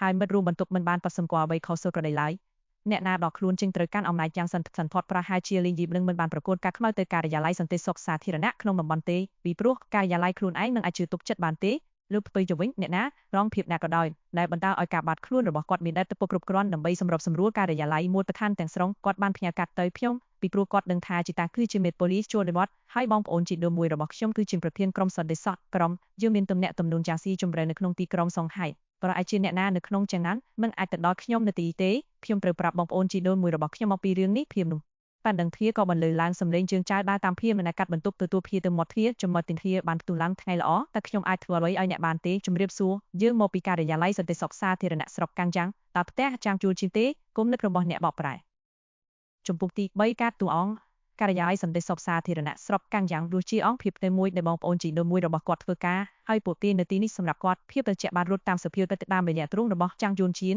គាត់ភាពនៅលោកទៅធារបន្ទប់ទីដើម្បីលួចស្ដាប់ពេលមានរឿងការឡើងចំពោះគាត់បានចាប់យកទូរស័ព្ទរបស់គាត់ហើយលុបប្រវត្តិជជែកនឹងការហៅចូលជាមួយលីយីបលឹងបន្ទាប់មកគាត់បានយកសម្បត្តិលីយីបលឹងដែលបានសរសេរបទវាយ៉ាងស្អាតហើយដាក់នានៅក្រោមដំផើងនៅលើពេលនោះទើបគាត់មានទំនុកចិត្តដើម្បីគូធាចំមកហើយសង្កេតមើលដោយសម្ងាត់ពីផ្លូវចូលមកសម្លេងនិយាយឆ្លើយដោយសំណួររបស់នាងផ្ទាល់តើអ្នកចង់បានអ្វីជាមួយគាត់នាងមិនបានអញ្ជើញមកគល់នៅខាងក្នុងទេនាងឈរនៅមាត់ទ្វារបាត់ផ្លូវចូលយើងត្រូវសួរគាត់ពីអ្វីសំលួបវាគ្មិនជាស្ទើរវ័យក្មេងសំឡេងរបស់នាងស្រួយនិងតាក់ទាញការក្រឡេកមើលរបស់យាយនៅជាមួយសន្ទុនលើនេះខិតសម្គាល់មុនពេលនាងមកក្បាលហើយដើរទៅមកខាងចាំងយួនជៀនបានជឿរើសភៀមនោះដើម្បីបាត់ទ្វាររបស់គាត់ហើយដើរចេញគាត់បានបង្កើនទំអមអ្នកស៊ើបអង្កេតនៅពេលពួកគេចូលទៅក្នុងបន្ទប់អ្នកដិតមកម្នាក់តាក់ជួលខ្មៅស្រួយលើអាវសាត់និងអាវក្រពណ៌ខ្មៅហើយគាត់រៀននៅដាំអំព្រើងមុខរបស់គាត់គឺគ្មានខ្លាញ់នៅលៀនជ្រងដោយមានពុកមាត់ខ្មៅដៃស្ដៅនៅសពខាងនៃបបមាត់ខាងលើរបស់គាត់សះរបស់គាត់ត្រូវបានក្រវីនៅក្រោយដោយគ្មានខ្សែចេញសពខាងភាពភាសាអង់គ្លេសដ៏ធ្ងន់ធ្ងរផ្សំជាមួយនឹងពុកមាត់ខ្មៅដៃនោះបានតាក់ទីរូបភាពនៃសុភាពបរិសសម័យសាធារណៈដាត់ដែលបាត់ឡប់មកពីសិក្សានៅបរទេសពេលខាងឆ្វេងរបស់សុភាពបរិសឈើជាអ្នកស៊ើបអង្កេតនារីវ័យក្មេងដ៏ស្រស់ស្អាតម្នាក់ដែលគណៈពិសេសរបស់នាងត្រូវបានឆ្លាក់យ៉ាងស្អាតដែលបង្ហាញពីបេតិកភណ្ឌចម្រុះស្នាមវិញនឹងលេខសាច់នៅជ្រុងមាត់របស់នាងហើយភ្នែកធំរបស់នាងដែលពោពេញដោយភាពវៃឆ្លាតនាងមានកម្ពស់ប្រហែល175សង់ទីម៉ែត្រដែលមានជើងដែលអាចប្រជែងនឹងកម្ពស់ដែលអាម៉ូដែលនាងបានស្លៀកឯកសណ្ឋានសមត្ថមកហើយខោអាវរបស់នាងជាប់នឹងខ្សែក្រវាត់ចង្កេះសង្កត់ចង្កេះសណ្ដឹងនៅដើមទ្រូងដ៏សប្បុរសសូបមកនាងមើលទៅស្អាតនិងមានសមត្ថភាពអ្នកស៊ើបអង្កេតចុងក្រោយបានតាក់កន្សោមឈើទៅតេងឡាញតាពណ៌ខ្មៅអង្គុយលើច្រមុះសក់របស់គាត់មានសភាពជ្រុបជ្រោមបន្តិចហើយគាត់បញ្ចេញថាមពលនិស្សិតវិស្វកម្មសក់ខ្ញុំជាចាំងយួនឈីនប្រែខ្ញុំអាចធ្វើអ្វីឲ្យអ្នកគណៈពេលដែលចាំងយួនឈីនបានសាសាពួកគេអ្នកស៊ើបអង្កេតកំពុងកំណត់គាត់ជាធ្នួនឹងការត្រឡប់មកវិញជាមួយនឹងស្នាមញញឹមដូចគ្នានៅលើមុខរបស់នាងអ្នកស៊ើបអង្កេតស្ត្រីដែលមានមើលបាបចម្រុះបានឆ្លើយតបថាយើងជាអ្នកស៊ើបអង្កេតមកពីការិយាល័យសន្តិសុខសាធារណៈស្រុកកាំងយ៉ាងហើយយើងមានសំណួរមួយចំនួនសម្រាប់អ្នកយើងសង្ឃឹមថាអ្នកនឹងសារការប្រកាសចាំយួនឈីននាំពួកគេទៅកាន់សាឡុងបន្ទប់ទទួលភៀមភាចាក់ទឹក3កែវឲ្យអ្នកស៊ើបអង្កេតបន្ទាប់មកមើលចៅប្រុសដោយយល់ច្រឡំលើផ្ទៃមុខនាងមិនអាចយល់បានថាដាចៅប្រុសដែលមានអំបៅទៀងខាងសងមានភាពកក់ក្ដៅចេញក្រៅនិងជាក្មេងប្រុសតែនាងលើកដោយដៃនាងផ្ទាល់អាចធ្វើបានដើម្បីធានាការសួរសុខទុក្ខពីការិយាល័យស៊ើបអង្កេតនោះទេអ្នកស៊ើបអង្កេតវ័យក្មេងភ្នែកកញ្ចាក់លកនដាស់កាត់ចំណាំនិងបិទទួយមួយចេញបើចេញមួយភ្នែកសុភាពរស់ដែលមានសាសបានអង្គុយលើសាឡុងដៃទាំងពីរដាក់លើអំពើរបស់គាត់តើអ្នកស្គាល់លីយីបនឹងទេគាត់បានសួរសំឡេងរបស់គាត់មានទំនាញជាក់លាក់ចំពោះវាដូច្នេះវាពិតជាអំពីបងនឹងពួកគេប្រព្រឹត្តជាផ្លាស់ទីយ៉ាងលឿនណាស់ចាំងជួនជីនឆ្លើយតាមត្រង់ថាយើងជាមិត្តល្អនឹងគ្នាតាំងពីនៅក្មេងហេតុអ្វីបានជាអ្នកសួរពីគាត់សំណួរមួយបានរសាត់ទៅក្នុងចិត្តរបស់គាត់បងប្អូនជីដូនមួយរបស់គាត់គឺជាប្រធានក្រុមទី2នៅការិយាល័យសន្តិសុខសាធារណៈស្រុកកាំងយ៉ាងប្រសិនបើអ្នកស៊ើបអង្កេតទាំង3នាក់នេះមកសួរសុខទុក្ខនៅផ្ទះនោះពួកគេប្រកាសជាបានពិនិត្យមើលប្រវត្តិគ្រួសាររបស់គាត់ជាមុនសិនតាមសុខវិនិច្ឆ័យនៅពេលដែលពួកគេបានដឹងពួកគេនឹងទៅសួរសុខទុក្ខក្រុមគ្រួសាររបស់ប្រធានក្រុមទី2ដែលជាសាសនិករបស់ពួកគេដែលផ្ទាល់យ៉ាងហើយណាស់ពួកគេមិនគួរផ្ដល់ការគួរសោតបេយ៉ាងណាមិញពួកគេបានធ្វើការនៅក្នុងប្រព័ន្ធតើពួកគេមិនអាចយល់ពីសីលធម៌នេះជាអ្នកមូលដ្ឋាននៅរបៀបណាប៉ុន្តែចាំងជួនជាងមិនបានលើរយពីបងប្អូនជីដូនមួយរបស់គាត់ទេគាត់ច្បាស់ជាមានគំនិតទេបើមិនជាទេយ៉ាងហោចណាស់គាត់នឹងត្រូវឲ្យព្រមានទោះបីជាគាត់មិនអាចមកដោយផ្ទាល់ក៏ដោយអង្គមិត្តល្អបំផុតបរិះនោះបានយកស្បែកជើងស្បែកពលលាមមួយមកប៉ះនឹងកម្រាលឥដ្ឋហើយបញ្ចោលនៅភាពមិនប្រញាប់ប្រញាល់ថាវាជាស្ថានភាពលីយីបនឹងបានបាត់ហើយការិយាល័យសន្តិសុខសាធារណៈនៅខាងជើងចំណានបានតាក់ទងមកយើងពួកគេបានរកឃើញថានៅព្រឹកមុនពេលគាត់បាត់ខ្លួននេះយើងនឹងកញ្ចប់គឺអ្នកការក្រឡេកមើលរបស់គាត់គឺជ្រៅនឹងមិនអាចយល់បានព្រោះស្រះទឹកដែលគួរឲ្យធុញណោចាំយួនជៀនកាក់ដូចជាគាត់អាចមើលឃើញដោយផ្ទាល់ដល់ព្រលឹងរបស់គាត់តើវាជាការពិតទេចាំយួនជៀនបង្ហាញពីភាពភ្ញាក់ឲ្យយ៉ាងខ្លាំងបាត់មិនក៏អាចទៅរួចមកគោលដែលស្រដៀងនឹងមីសកអម្នាក់ដែលមួយនឹងការកត់ចំណាំនោះបានកាត់បន្ថយជាមួយនឹងការរំលឹកមួយអ្នកគ្រាន់តែត្រូវឆ្លើយនឹងបាត់ពីទេប៉ុណ្ណោះចាំយួនជៀនពកក្បាលទឹកមុខរបស់គាត់ធ្ងន់នៅក្តីបារម្ភបាត់ខ្ញុំបានទទួលកញ្ចប់មួយកាលពីមុនថ្ងៃនេះប៉ុន្តែនាងមិនត្រូវបានដាក់ស្លាកជាមួយឈ្មោះអ្នកផ្ញើទេខ្ញុំឆ្លល់ថាអ្នកណាជាអ្នកផ្ញើវាកាប់ឲ្យសេទៀននឹងគ្មានន័យទេប្រសិនបើការិយាល័យអាចចូលប្រើកំណត់ត្រាបិទជញ្ជូនការពិនិត្យមើលកាមេរ៉ាក្នុងមើលសង្កាត់នឹងកាន់តែងាយស្រួលជាងសុភាពបុរសដែលចម្រាញ់បានរកក្បាលហើយសួរថាតើមានអ្វីនៅក្នុងកញ្ចប់ខ្ញុំពេញចិត្តចំពោះចម្លើយដ៏ស្មោះត្រង់ព្រោះនេះគឺជាការមកមុខដ៏សំខាន់សម្រាប់ពួកយើងលោកយាយដកដង្ហើមធំសពពេកគ្នាចាប់ផ្ដើមព្រួយបារម្ភអំពីនេះយីបលឿននាងបានមើលក្មេងប្រុសនោះធំឡើងដែរទោះបីគ្រួសាររបស់ពួកគេបានបែកគ្នារាប់ឆ្នាំក៏ដោយចាំងយួនជៀនឆ្លើយថាមិនមានអ្វីនៅក្នុងកញ្ចប់ព្រាទេទៅទេសុភាពបុរសនោះបានបំរុញភ្នែករបស់គាត់ហើយការសម្លឹងនោះដែលហាក់ដូចជាទម្លុះចូលទៅក្នុងបេះដូងរបស់មនុស្សនោះបានផ្ដោតខ្លួនឯងទៅលើចាំងយួនជៀន គាត់បាននិយាយក៏ហក់បាក់ប៉ុន្តែកាត់ខ្មៅបានបាត់ទៅក្នុងខ្យល់ស្ដាងមិនថានេះការបានបាត់ឬមិនបាននៅទីនឹងតាំងពីដំបូងក៏ដោយនៅទីបញ្ចប់រដ្ឋផលគឺដូចគ្នាចាងយួនជីមិនបានយកទេគាត់បានជួបនឹងភ្នែករបស់បរិះនោះដោយភាពស្ងប់ស្ងាត់ស្វែងរកអ្វីដែលអ្នកចង់បាននៅពេលខ្ញុំបាត់កញ្ចប់ខ្ញុំឃើញថាវាទេមានតែខ្នើយខ្យល់ការពារនៅខាងក្នុងតាមពិតកញ្ចប់នេះនៅតែនៅក្នុងបន្ទប់របស់ខ្ញុំប្រសិនបើអ្នកចង់ឃើញដោយខ្លួនឯងប្រសិនបើការសរសៃរបស់គាត់អំពីការបាត់ខ្លួនរបស់នេះជីមិនគឺត្រឹមត្រូវគាត់ត្រូវរក្សាភាពស្ងៀមស្ងាត់សម្រាប់ពេលបច្ចុប្បន្នគាត់នឹងរងចាំបងប្អូនជីដូនមួយរបស់គាត់ត្រឡប់ពីធ្វើការមកផ្ទះកែបញ្ចុះអ្វីទាំងអស់នៅពេលនោះនៅពេលមានស្ថានភាពគ្រោះថ្នាក់បាត់នេះអរេដែលមានសមត្ថភាពបំផុតដែលត្រូវធ្វើ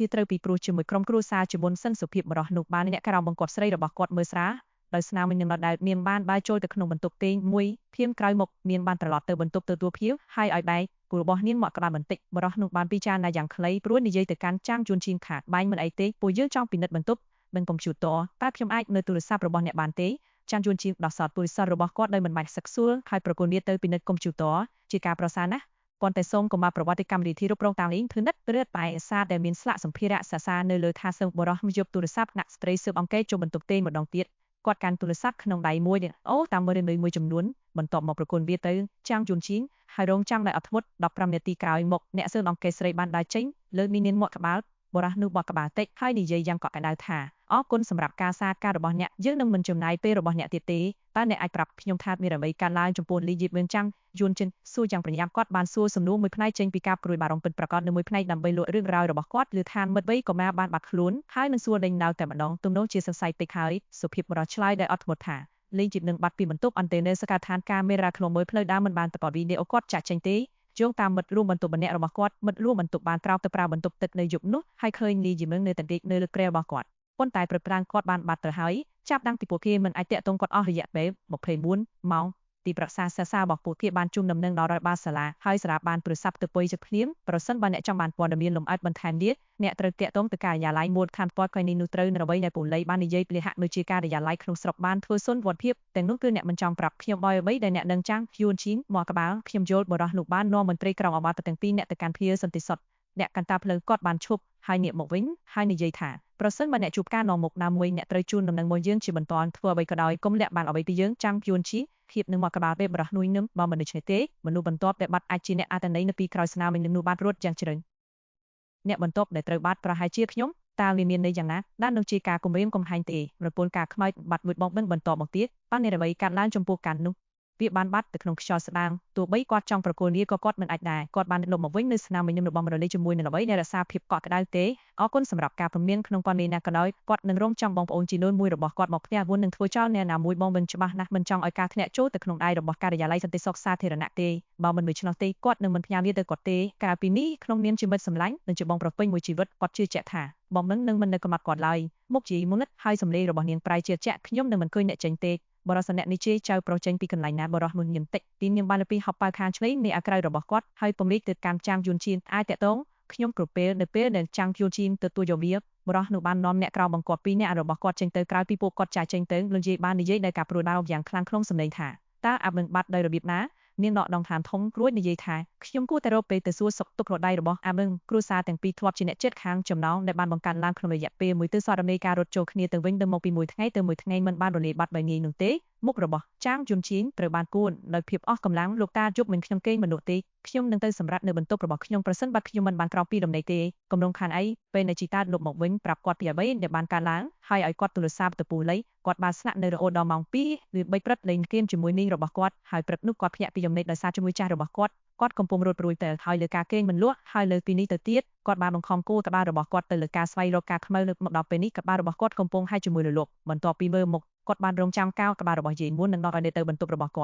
គាត់បានបដិវិទ្យាបស្បែកជើងរបស់គាត់ដោយបោះកាញជើងនីមួយហើយទម្លាក់ខ្លួនគាត់ទៅលើក្រែរំពេចនោះគាត់បានធ្លាក់ចូលទៅក្នុងដំណេកនៅខាងក្នុងរថយន្តទីនេះជាំពោះមើលលីដងសេអង្គុយលើកៅអីស្បែកអំពើដែលកាន់មីរបស់គាត់ត្រៀមទៅនឹងជើងដៃកាន់កែស្រាដាក់ក្នុងបាត់ដៃគាត់បានបំមួយវត្តថ្លើមលើគូនីថ្នមគាត់បែរក្បាលទៅរកសនុបេនិកក៏នៅជំរុលដែលអង្គុយក្បែរគាត់ខ្វាន់យ៉ាតើអ្នកបានរកឃើញអ្វីនៅក្នុងបន្ទប់របស់គាត់ខ្វាន់យ៉ាអង្គុយយ៉ាងខ្ជិលច្រអូសនៅក្នុងបន្លែអង្គុយរបស់នាងជាមួយនឹងជើងដ៏វែងរបស់នាងសង្កត់ជាប់គ្នាយ៉ាងរលូនទឹកមុខដ៏ស្រស់ស្អាតរបស់នាងគឺពឹសស្រឡះពីស្នាមមុនរបស់នាងខ្ញុំបានរកឃើញអ្វីមួយដែលសំខាន់ការបញ្ចេញនៅរបស់លីដងសេត្រូវបានធ្វើឲ្យច្បាស់បិណ្ឌមជួរក្រោយបុគ្គលដែលមានរូបរាងស្រដៀងនឹងវិសលបាននឿមួយពីទូរស័ព្ទរបស់គាត់ហើយមើលទៅសម្លេងរបស់ខ្វាន់យ៉ាគឺធ្ងន់ធ្ងរក្មេងនោះមានរបស់មួយសម្រាប់ស្ត្រីពេញវ័យក្នុងស្រោមជើងខ្មៅសម្ភារៈសិក្សារបស់គាត់ត្រូវបានខ្ចប់ជាមួយពួកគេ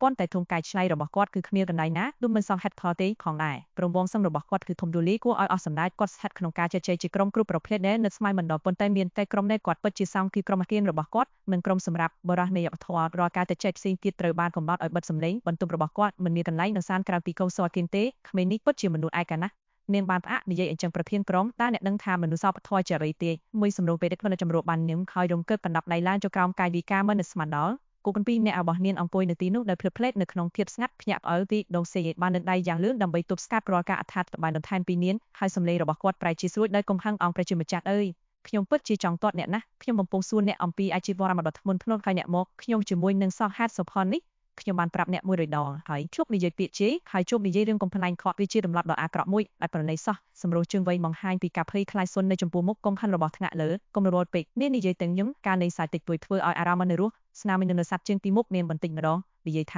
ាខ្ញុំមិនបានរកឃើញអ្វីគួរសង្ស័យនៅលើកុំព្យូទ័ររបស់គាត់ទេទោះបីជានៅក្រោមចំការលើខ្ញុំបានរកឃើញសម្បត្តិនៃយីបនឹងផ្ញើទៅគាត់លេងយីបនឹងប្រាប់ប្រជាផ្ញើអ្វីមួយទៅគាត់យើងមិនទាន់នឹងខានយ៉ាងម៉េចនៅឡើយទេពីដងសេនសៀមអស់ជាច្រើនវិនាទីភ្នែករបស់គាត់បិទដោយសជឹងគិតយើងនឹងលុបមកវិញនៅថ្ងៃស្អែកខែស្មានថាគាត់មិនបានបាត់ទៅណាទេគាត់ធូបពីពិភពលោកនោះគឺជាគ្រោះមហន្តរាយសម្រាប់មនុស្សសាមញ្ញមួយអាហារនៅទីនេះគឺថ្លៃសម្រាប់ពាក្យស្លោកអ៊ីភ្លឺនិតសម្រាប់ល្អជាបរិះនៃអបធរគុំនិតរបស់អ្នកបកប្រែជំនួសទី4ការចោះចូលដ៏គួរឲ្យភ័យខ្លាចនៅក្នុងស្ថានភាពពួយកេងតាក់កាត់ដារបស់គាត់ចាងជួនជីនមានអារម្មណ៍ថាមានអ្វីមួយទន់នឹងពេញសង្កត់មកលើគាត់ធ្វើឲ្យពិបាកបត់ដង្ហើមគាត់បើភ្នែកឡើងឃើញមុខរាមមួលសរទុនដែលអន់ពីគាត់តែងញញអ្នកលេងភ្លេងតិចអ្នកហ៊ានក្រោបឈប់ខ្ញុំវិញរបស់គាត់ស្រែកដោយសំឡេងច្រៀងខ្ញុំនឹងអង្គុយលើអ្នករហូតដល់អ្នកជប់ដកដង្ហើមនៅតែអង្គុយលើខ្លួនប្រុសនាងបាត់ព្រីនទៅមុខមុននឹងទម្លាក់ទម្ងន់ចូលមកលើខ្លួនចាងយួនឈៀងបញ្ចេញសម្លេងធ្នួយ៉ាងតឹងរឹងផ្នែកនៅគាត់មានអារម្មណ៍ថាខ្យល់ទាំងអស់ចេញពីដង្ហើមចុងក្រោយរបស់គាត់ដែលអស់ចេញពីគាត់តែខឹងគាត់បានយកក្នុងរបស់គាត់យ៉ាងរឹងហើយគប់ស្ត្រីនោះចេញដោយមិនអពើនឹងការស្រ័យយំរបស់មីគាត់បានក្រឡេកមិនមេឃតាមបង្អួចវាមុននឹកហើយគាត់បានគេងពីព្រឹកប្រហូតដល់យប់ដោយមិននឹងខ្លួនដល់ម៉ោងបាយហើ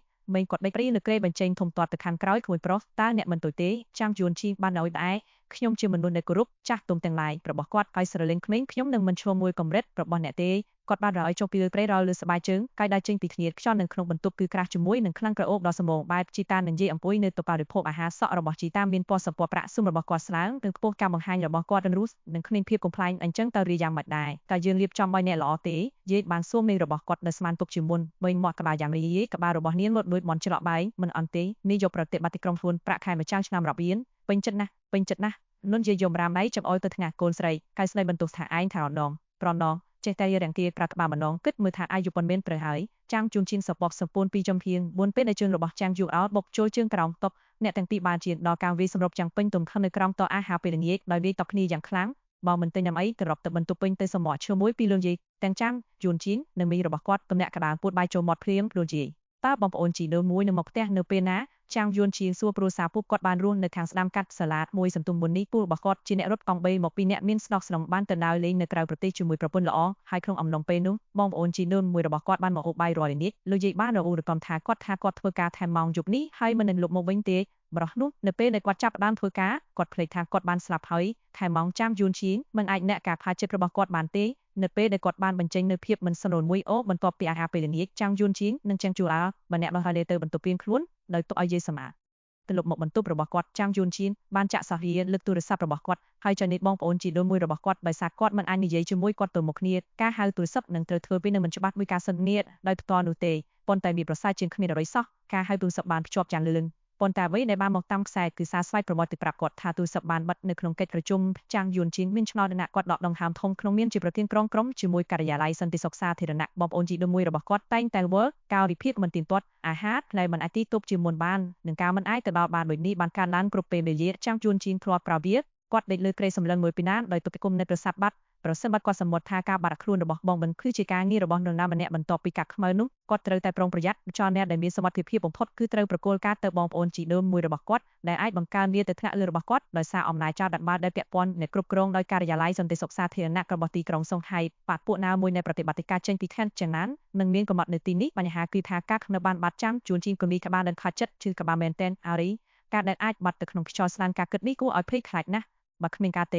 េជំរឿនៃការប្រកួតវាទៅអាញាធរបានបាត់ទៅបាយរយដែលគាត់អាចធ្វើបានគឺមកសម្អាតជាមួយបងប្អូនជីដូនមួយរបស់គាត់ឲ្យគាត់ទីកោងពីខ្សែសម្បត្តិនោះហើយបន្តមកធ្វើតាមការណែនមកណាក៏ដោយរៀបគាត់គ្រាន់តែជានិស្សិតមហាវិទ្យាល័យកំណត់ដាមិនមានរបៀបផ្សេងទៀតដែលគាត់អាចធ្វើបាន ទៅពេលនោះចាំជួនជីងមានអារម្មណ៍នៅកាហាយនៅលើខ្ញាស់វាមានអោយក្តៅនឹងគាត់លោកដៃទៅកញ្ជិប៉ុនតែការឈឺចាប់កាន់តែខ្លាំងខំការដុតនឹងឈឺចាប់ក្នុងពេលតែមួយតើមានអ្វីការឡើងច្រំក៏ឡើងពីលើក្រេតដើរទៅកញ្ចប់ប្រវែងពេញដែលឈរក្បែរបង្អួចគាត់បានសាសាដោយប្រុងប្រយ័ត្ននៅការឆ្លុះបញ្ចាំងរបស់គាត់មុខរបស់យុវជនម្នាក់ត្រូវបានឆ្លុះបញ្ចាំងនៅក្នុងកញ្ចក់លើការណាក់ពិសេសស្អាតស្អំស្បៃសតេគឺមិនត្រូវបានបង្កើតឡើងដោយភាពលំបាករបស់សនុំទេមើលទៅឆ្លាក់ដោយពេលវេលាគ្រាន់តែជាភាពរឹងមាំនៃនៃចំកណ្ដាលខ្ញាស់របស់គាត់គឺសញ្ញាសម្គាល់នៃសលៀនទៅនឹងព្រះច័ន្ទពេញមុំពណ៌ខ្មៅព្រោះរវើប៉ុណ្ណឹងមួយជីវិតជាមួយនឹងស្នាមផ្ទៃមិនទៀងទាត់របស់វាអាចមើលឃើញយ៉ាងច្បាស់នៅក្រោមព្រះច័ន្ទសញ្ញាសម្គាល់គឺជាអ្វីដែលសលៀននឹងរបាពាត់ភាពវាហាក់ដូចជាកែសិតដោយអ្វីដែលចាងយួនជៀនដោយលាក្រោយដោយការភ្ញាក់ឲ្យគាត់បានជួបខ្ញាស់របស់គាត់ដោយកង្ហាន់ប៉ុន្តែសញ្ញាសម្គាល់តើវាដូចស្នាមសាក់ដល់និសិចមិនបាត់ទេមិនថាគាត់ជួលខ្លាំងប៉ុណ្ណាតើនេះនៅលើខ្ញាស់របស់គាត់យ៉ាងវិញដេចតើវាលេចឡើងនៅពេលណាគុំនិតបប្របានផូរចូលក្នុងចិត្តរបស់គាត់ក្នុងភាពច្របូកច្របល់នៃការភ័យស្លន់ស្លោនិងការច្របូកច្របល់ចាំនេះគំរូនេះជាព្រះច័ន្ទខ្មៅពីកាត់គាត់បានបង្កសម្រាប់ភ្លាមហើយបន្ទាប់មកការសម្រេចបានវាប្រហារគាត់ភ្លាមកាត់ខ្នើមិនបានបាត់បង់ទ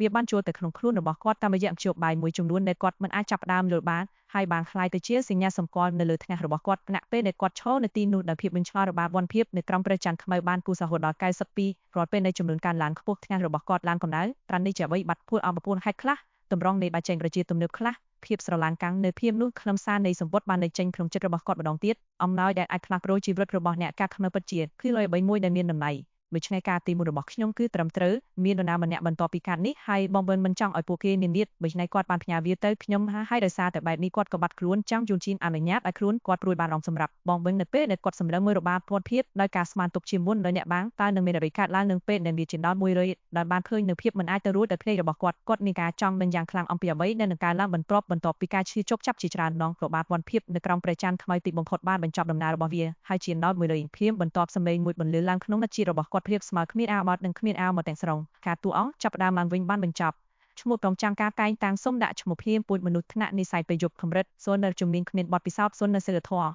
60តម្លៃចាប់ផ្ដើមឡើងនៅក្រោមស្ថិតិសិលធម៌គឺជានិយមកុំឲ្យសិលធម៌របស់អ្នកធ្លាក់ចុងក្រោម60អ្នកប្រហែលជាមិនមានជំរឿពីមុនទេប៉ុន្តែចាប់ពីពេលនេះតទៅសូមធ្វើជាមនុស្សល្អម្នាក់ចាងជួនជៀនសំនឹងមើលបន្ទះគុណលក្ខណៈពណ៌អសរពណ៌ភីភ្លឺចាំងនៅពីមុខភ្នែករបស់គាត់នៅលឿនឆ្លោះជាខ្លាំងតានេះជាអ្វីនៅលើខែដីគាត់បានសងព្រេងប្រព័ន្ធមួយក្នុងនាមជាអ្នកលេងគឺនិតតាមរដូវកាលការទទួលបានព័ត៌មានល្អគឺជាដំណើរការមួយត្រាឋានសំឡេងដែលគ្មានដើមបានបន្លឺឡើងក្នុងអាជីរបស់គាត់បានបន្លងទៀតសូមដាក់ឈ្មោះតួអង្គរបស់អ្នកជាបន្ទាន់ប្រអប់ពណ៌ភីភ្លឺមួយបានលេចចេញពីបន្ទះគុណលក្ខណៈហើយបានជាប់កាំងនៅកណ្ដាលអាកាសព្រមចាំគាត់សរសេរអ្វីមួយនៅក្នុងនោះវាមិនមែនជាប្រព័ន្ធទេនៅពេលនោះទើបប្រសិនបើវាគឺនូវភាពវិឆ្លាតរបស់វាកម្រិតទីទៀតណាស់ដែលវាមិនអាចសំបីតែសន្យាដោយស្នាចិត្តធ្វើអ្វីមួយម្ដងមួយចំហានចាំងជួនជីនបានពំរីកម្រាមដៃមួយហើយសរសេរឈ្មោះរបស់គាត់ផ្ទាល់ដល់ចាំងជួនជីនការព្រមានធ្នូពិតត្រូវបានហាមឃាត់តែខ្ញុំមិនអាចក្រៅឈ្មោះរបស់ខ្ញុំបានទេចាំងយួនជីនព្រិចភ្នែកបន្ទាប់មកសរសេរឈ្មោះទី2យួនស៊ីធីរសុនមួយឈ្មោះជោគជ័យលោកវិញ្ញាណនឹងបើកក្នុងរយៈពេល12នាទីយួនស៊ីធីរសុនសូមសំណាងល្អនៅពេលដែលសម្លេងអាស័ត្វទៅចិត្តរបស់ចាំងយួនជីនក៏ទៅទ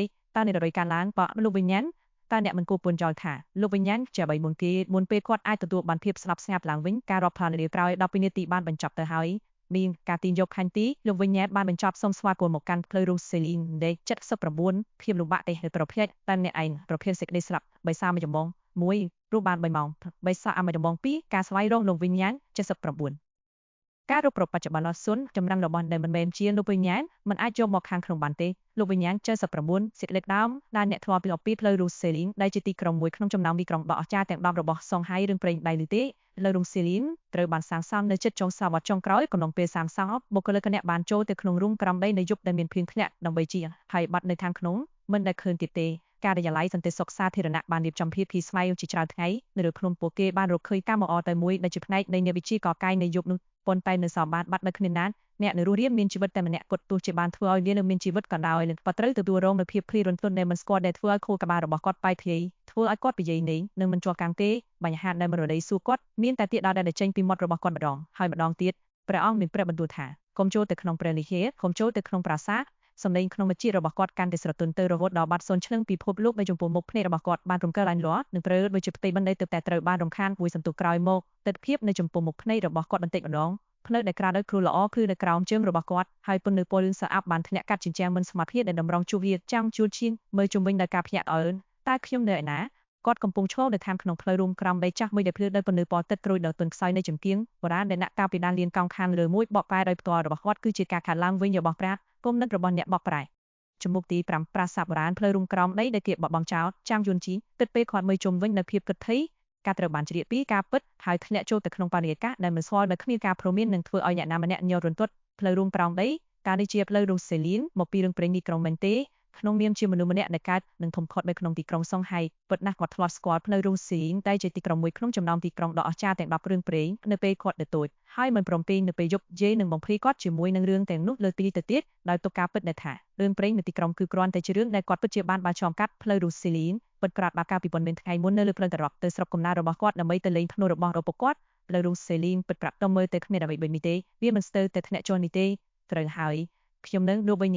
ញនេះមិនមែនជាផ្លូវរស់សេលីនពិតប្រាកដទេចាងយួនឈីនរំលឹកខ្លួនឯងបរិយាកាសចង្អៀតបានធ្វើឲ្យគាត់ភ័យចាងយួនឈីនដើរទៅមុខដោយប្រយ័ត្នប្រយែងសម្លេងតែមួយគត់ក្នុងលោកគឺជាសម្លេងបន្លឺឡើងដោយឯកានៃជើងរបស់គាត់ផ្ទាល់ពេលគាត់ដើរគាត់បានពិចារណាពីស្ថានភាពរបស់គាត់ដោយបំបែកព័ត៌មានដែលសម្លេងនៅក្នុងក្បាលគាត់បានបដិមានសំណួរទេអំពីវាគាត់បានជួបប្រទះនៅល្បីលែងមានជំនឿរូប3គាត់ត្រូវបានទាញចូលទៅក្នុងពិភពនៃរឿងព្រេងនៅទីក្រុងដោយរំលាងអាចតំបានមួយចំនួនហើយត្រូវបានគេរំពឹងថានឹងបំពេញភារកិច្ចដែលផ្ដល់ដោយអង្គភាពមិនស្គាល់មួយចំនួនសម្លេងនោះបានផ្ដល់ឲ្យខ្ញុំដំណើរស្វែងរកពីព្រោះរៀនមានជីវិតរយៈពេល3ម៉ោងហើយរករកលោកវិញ្ញាណចំណាត់ថ្នាក់ឯពិបាកតែនៅលើអ្នកឯងប្រភេទសេចក្តីស្លាប់នោះប្រភេទសេចក្តីស្លាប់ផ្នែកពិតជាមិនអំពុយល្អជាមួយខ្ញុំម្ចាងជួនជៀនការរស់នៅតែ3ម៉ោងមានន័យថាគ្រោះថ្នាក់នឹងខ្លាំងខ្លាការរករកលោកវិញ្ញាណដែលសមត្ថថាមានន័យថាការរករកផ្លូវរួមក្រោមដីនេះដែលមានន័យថាផ្លូវរួមក្រោមដីខ្លួនឯងមានគ្រោះថ្នាក់គាត់ធ្វើខ្លួនដោយស្ងាត់ថ្នាក់ដែលសំណួរមួយទៀតបានទូលឡើងក្នុងចិត្តរបស់គាត់តែបីជារង្វាន់សម្រាប់ការបំពេញនៃសាមវិញ្ញាណណាមិញនៅពេលដែលមានដំណើរស្វែងរកត្រូវតែមានរង្វាន់ចាងជួនជៀនសាបស្ងៀនវិភាគអ្វីគ្រប់យ៉ាងដែលគាត់ដឹងដោយផ្អែកលើបន្ទាត់កូនអាណពីចំនួនមុនថ្នាក់របស់ខ្ញុំគឺប៉ុន្តែកម្រិតរបស់ខ្ញុំគឺសូនជំនួសឲ្យមួយការខ្លាចជាអ្នកមើលពេលរាត្រីគឺប្រហែលជារង្វាន់មួយ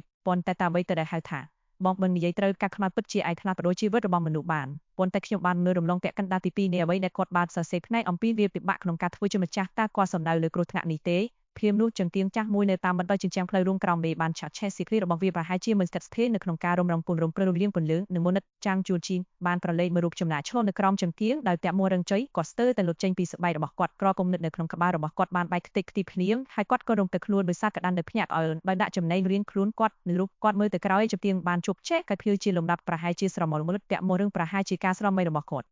ទោះជាបែបនេះក្តីការភ័យខ្លាចនោះគ្រប់គ្រាន់ហើយចាងជួនឈៀនមិនហ៊ាននៅក្នុងកន្លែងដែលគេបោះបង់ចោលនេះទេគាត់ប្រញាប់ឆ្ពោះទៅច្រោះចេញផ្លូវរួមក្រោមដីជំហានរបស់គាត់បានបន្លឺឡើងតាមរួមក្រោមដីដ៏ស្ងៀមស្ងាត់គាត់មិនហ៊ានបន្ទៃសំបីតែ1វិនាទីបន្ទាប់ពីដើរលឿន5ទៅ6នាទីជើងគៀងចាស់នៅតាមបណ្ដោយកណ្ដានកោងបានឆាតឈាបរងទៀតបន្តែលើកនេះទូលេខទេនៅក្នុងមួររឹងបានលេចចេញមកវាមិនធ្វើតាមខ្ញុំទេស្នាមសម្ភារបានថក់ចូលក្នុងទ្រូងរបស់គាត់ប៉ុន្តែគាត់មិនបានឈប់ទេក្បាលចុះក្រោមគាត់ជិតទៅមុខក្នុងល្បឿនយ៉ាងលឿនស្រាប់តែភ្នែករបស់គាត់ចាប់បានព័ត៌មានលម្អិតនៅលើដីដែលធ្វើឲ្យបេះដូងរបស់គាត់ចាប់ពន្លឺពណ៌ទឹកក្រូចបានលាសន្ធឹងស្រមោលរបស់គាត់យ៉ាងបីឆ្លងកាត់ជាន់នៅក្បែរស្រមោលរបស់គាត់បានដើរតាមមនុស្សរាប់សិបនាក់ទៀតពួកគេបានតាមដានខ្ញុំពេញមួយពេលភាពត្រជាក់ខ្លាំងបានបាញ់កាត់គាត់ពីបាតជើងរបស់គាត់ទៅមកវត្តនៃលាក្បាលរបស់គាត់ហើយព្រមទួញបានទប់ពេញគ្រប់អ៊ីនៃរាងកាយរបស់គាត់មុខរបស់គាត់ប្រែទៅជាពណ៌ស្រស់ហើយគាត់បានបែកក្បាលស្លាប់ទីបំផុតមាត់ផ្លូវរុំក្រោមនៃបានលេចចេញមកខាងមុខពន្លឺព្រះច័ន្ទបានជាចេញពីទីនោះទៅជាក់នឹងស្លាច់ដោយខ្សែសត្វចាំងយួនជាស៊ូចេញពីផ្លូវរុំក្រោមនៃមួយដង្ហើមចម្រិតដែលរបស់គាត់ទល់នឹងចំពោះរបស់គាត់ហើយហក់ឡើងពីនងព្រៃដកដង្ហើមបានភេគាត់បានសុំមើលជំនាញខ្លួនព្រះច័ន្ទពេញវងព្យួរនៅលើមេឃពេលយប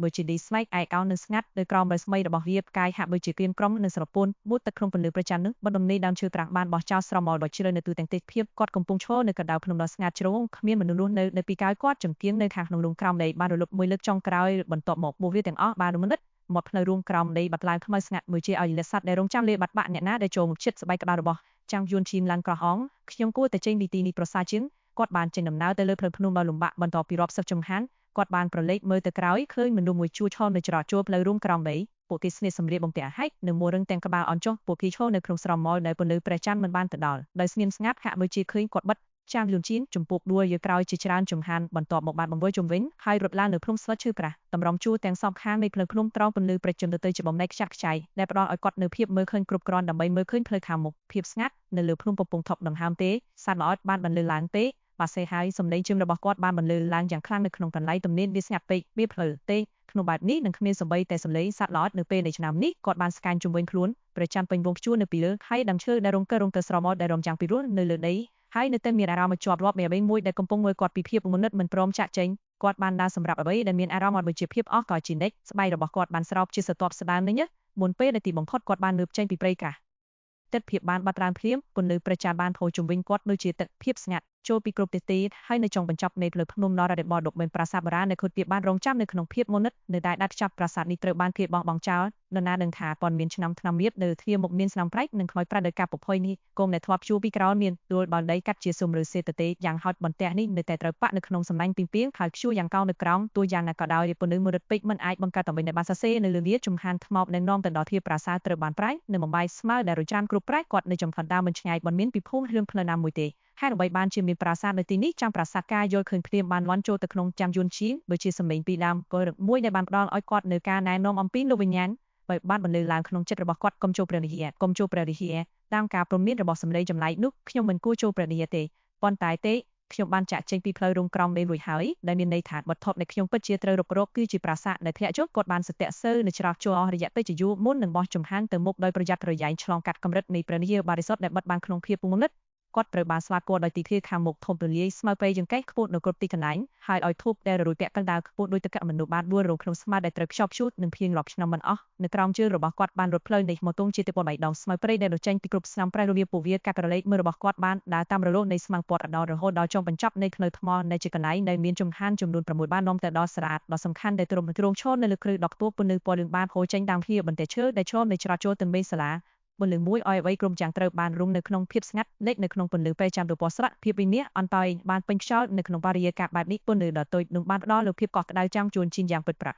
បនមានអ្វីមួយវាធ្វើរឿងនេះរឹតតែឃ្លីខ្លាចគាត់បានលួនកាត់ចង្កោមនេះស្មៅស្មុនលឿងហើយជាងទៅរកបីសាឡាដោយនៅតែប្រុងប្រយ័ត្នឆ្លងកាត់ទីនៅទៅទេគ្រប់ចំហានបានបន្លឺឡើងជាមួយនឹងភាពច្បាស់លាស់គួរឲ្យភ្ញាក់អើរំពេចនោះទៅជារបស់ចាំជួនជិននេះអត់គាត់បានរកឃើញចំហានទី2នៅពីក្រោយគាត់មានអ្វីមួយដើរតាមគាត់បាននិយាយជំវិញពន្លឺព្រះច័ន្ទដូចជាទឹកស្ងប់ស្ងាត់ស្មើនៅលើមិនមានអ្វីនៅពីក្រោយគាត់តតែសោះតែខ្ញុំកំពុងស្ដាប់រឿងទេឆ្ងល់ចាំជួនជិនគាត់បានឈប់បោះសម្រាប់ភៀមីលូបេដងមុនពេលបង្ខំជើងរបស់គាត់ឲ្យធ្វើចន់តែម្ដងទៀតសម្លេងជើងអ្នកផ្សេងបានវិលមកវិញលើនេះគាត់បានលើពោគីច្បាស់ពិតជាមានអ្វីមួយនៅពីក្រោយគាត់ទេពិធ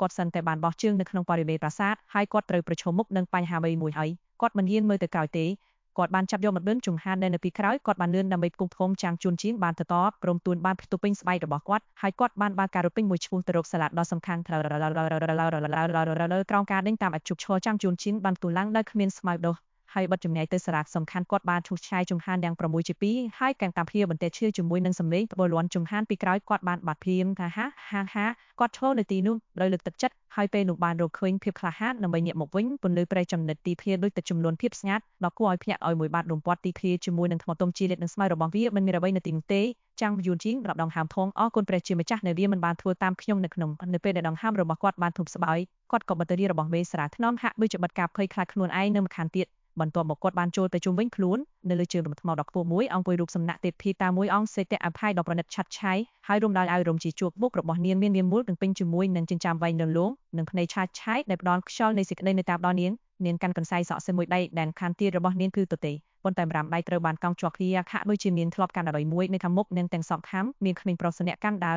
និងអ្នកបម្រើកាន់សិភើមួនជើងដើម្បីឈរអាសនៈមួយដែលគ្របដោយធូលីនៅលើនោះមានជើងចង្កៀងមួយកាន់ទៀនមួយនាងកម្ពស់ប្រហែល20សង់ទីម៉ែត្រនិងក្រាស់ដោយកំពូលដៃរបស់ទារកកំពុងឆេះក្នុងភាពស្ងៀមស្ងាត់ពន្លឺភ្លើងបានរញច្រានភាពងងឹតមកវិញហើយវាហាក់ដូចជារញច្រានមកវិញនៅការភ័យខ្លាចមួយចំនួនរបស់ចាំងយួនជីងផងដែរគាត់មានអាមកថាសាស្ត្រប្រាសាទរបស់គាត់បានស្នប់យ៉ាងខ្លាំងនៅជញ្ជាំងឋានឆ្វេងជួរក្តារឈើពីរថ្នាំរៀបនៅលើក្តារត្រូវបានរសាត់និងប្រេះហើយពួកវាត្រូវបានឆ្លាក់ជាអក្សរដែលសរសេរជាអក្សរធម្មតាចាំងជួនជីបានដើរទៅសាពួកគេដោយពន្លឺភ្លើងមូលនិតការសរសេរនៅលើក្តារគឺជាអ្នកបាបជំរានការយល់ដឹងពីការអានរបស់គាត់មិនអាក្រក់ពាក់កណ្ដាលទេតាមរយៈការរួមបញ្ចូលគ្នានៃការអាននិងការស្មានយ៉ាងប្រុងប្រយ័ត្នគាត់បានបញ្ចូលគ្នានូវរូបភាពច្បាស់លាស់នៃកន្លែងនៅគាត់នៅភ្នំនេះមានឈ្មោះថាភ្នំផ្លូវ3ហើយអតិទេពដែលតម្កល់នៅក្នុងប្រាសាទនោះគឺភ្នំជើង3នាងមានដឹងកំណើតនៅសង្វោក្នុងអំឡុងដើមរាជរោទមីងជាស្ត្រីដែលប្រកបរបរដាំដុះនៅលើភ្នំផ្លូវ3នាងមានជំនាញខាងវេមិនជាលើមិនចេះសុទ្ធភ្លៀងនៅបន្ទិញខ្វាត់នៅក្រោមការពាររបស់នាងតំបន់នេះមានអាកាសធាតុអំណោយផលហើយប្រជាជនគោរពនាងជាអតិទេពរស់លុះឡានសោយរាជហើយព្រះចៅអត្តការស្រុកបានសាងប្រាសាទនេះនៅលើភ្នំផ្លូវ3ដោយដាក់ឈ្មោះប្រាសាទនេះថាប្រាសាទភ្នំផ្លូវ3វាត្រូវបានគ្រប់គ្រងដោយពួកសិស្សរបស់ព្រះដែលបន្ទាយបណ្ដៃរបស់នាងហើយរក្សាគ្រឿងប្រអប់ប្រាសាទរាជវង្សនោះមិញប្រមោមនោះមានអាយុ5ទៅ600ឆ្នាំចាំងជួនជាងបាននិយាយភ្លាមនោះការក្រណីមើលរបស់គាត់បានរសាត់ទៅក្រោមអាសនៈហើយត្រជាក់បានកាត់គាត់នាងមួយដាក់ក្នុងស្រមមកខាងក្រោមសរសើរប្រាសាទរបស់គាត់មានភាពសុពីសរពពេកមុននេះហើយពលឺភ្លើងក៏ស្អាតផងដែរសម្រាប់គាត់បានកត់សម្គាល់ឃើញមានដំបងចាំងជួនជាងស្ទុះចូលទៅចិត្តនៅពេលដែលគាត់ផ្ដល់ការមើលឃើញរបស់គាត់ គាត់ដឹងថាវាជាគ្រោងឆ្អឹងគ្មានអ្វីក្រៅពីឆ្អឹងភាពភ័យខ្លាចនិងភាពធំស្រាលលាយឡំមកលើគាត់បើប្រៀបធៀបនឹងភាពភ្លីរន្ធត់នៃប្រាសាទនេះគ្រោងឆ្អឹងមួយគឺជាការសម្រាលទុកស្ទើរតែទាំងអស់គាត់បានចូលទៅជិតហើយដោយពន្លឺភ្លើងទៀនគាត់អាចធ្វើសម្លៀកបំពាក់នៅជាប់នឹងឆ្អឹងវាជាឯកសណ្ឋានការងារគ្រប់បន្ទាប់នៅទ្វីដីកម្មករតានេះអាចជាអ្នកដែលមកពីក្រុមការងារសំឡងទេដូច្នេះខ្ញុំពិតជាបានចូលទៅក្នុងពីនៃរឿងព្រេងទីក្រុងនោះភ្លាមដែលគិតបានបង្កើតឡើងលត់គិតកាន់តែមិនស្លាប់ចិត្តបានកើតឡើងចំពោះគាត់ប្រហែលជាអ្នកសាងសង់ពីប៉ុនមានឆ្នាំមុនបានចំពុកដួលចូលកន្លែងនេះដោយគាត់ដែរដែលនេះជាអ្វីដែលបានបង្កើតរឿងព្រេងទីក្រុងនោះប្រសិនបើការសន្និដ្ឋានដំបូងរបស់គាត់ជាការពិតនោះប្រហែលជាអ្វីដែលគេហៅថាលោកវិញ្ញាណបានបង្កើតបណ្ឌយាកាសរបស់វាដោយផ្អែកលើរឿងព្រេងទីក្រុងដែលមានស្រាប់ប្រសិនបើទី2ជាការពិតវាមានន័យថាប្រាសាទបុរាណតែងតែមានហើយអ្នកសាងសង់ក៏ជាអ្នករងគ្រោះដែរបើទទួលបានកំណត់ត្រាប្រវត្តិសាស្ត្រសិទ្ធិរចនានៅក្នុងក្តារនៃតម្រងជួរជញ្ជាំងប្រាសាទ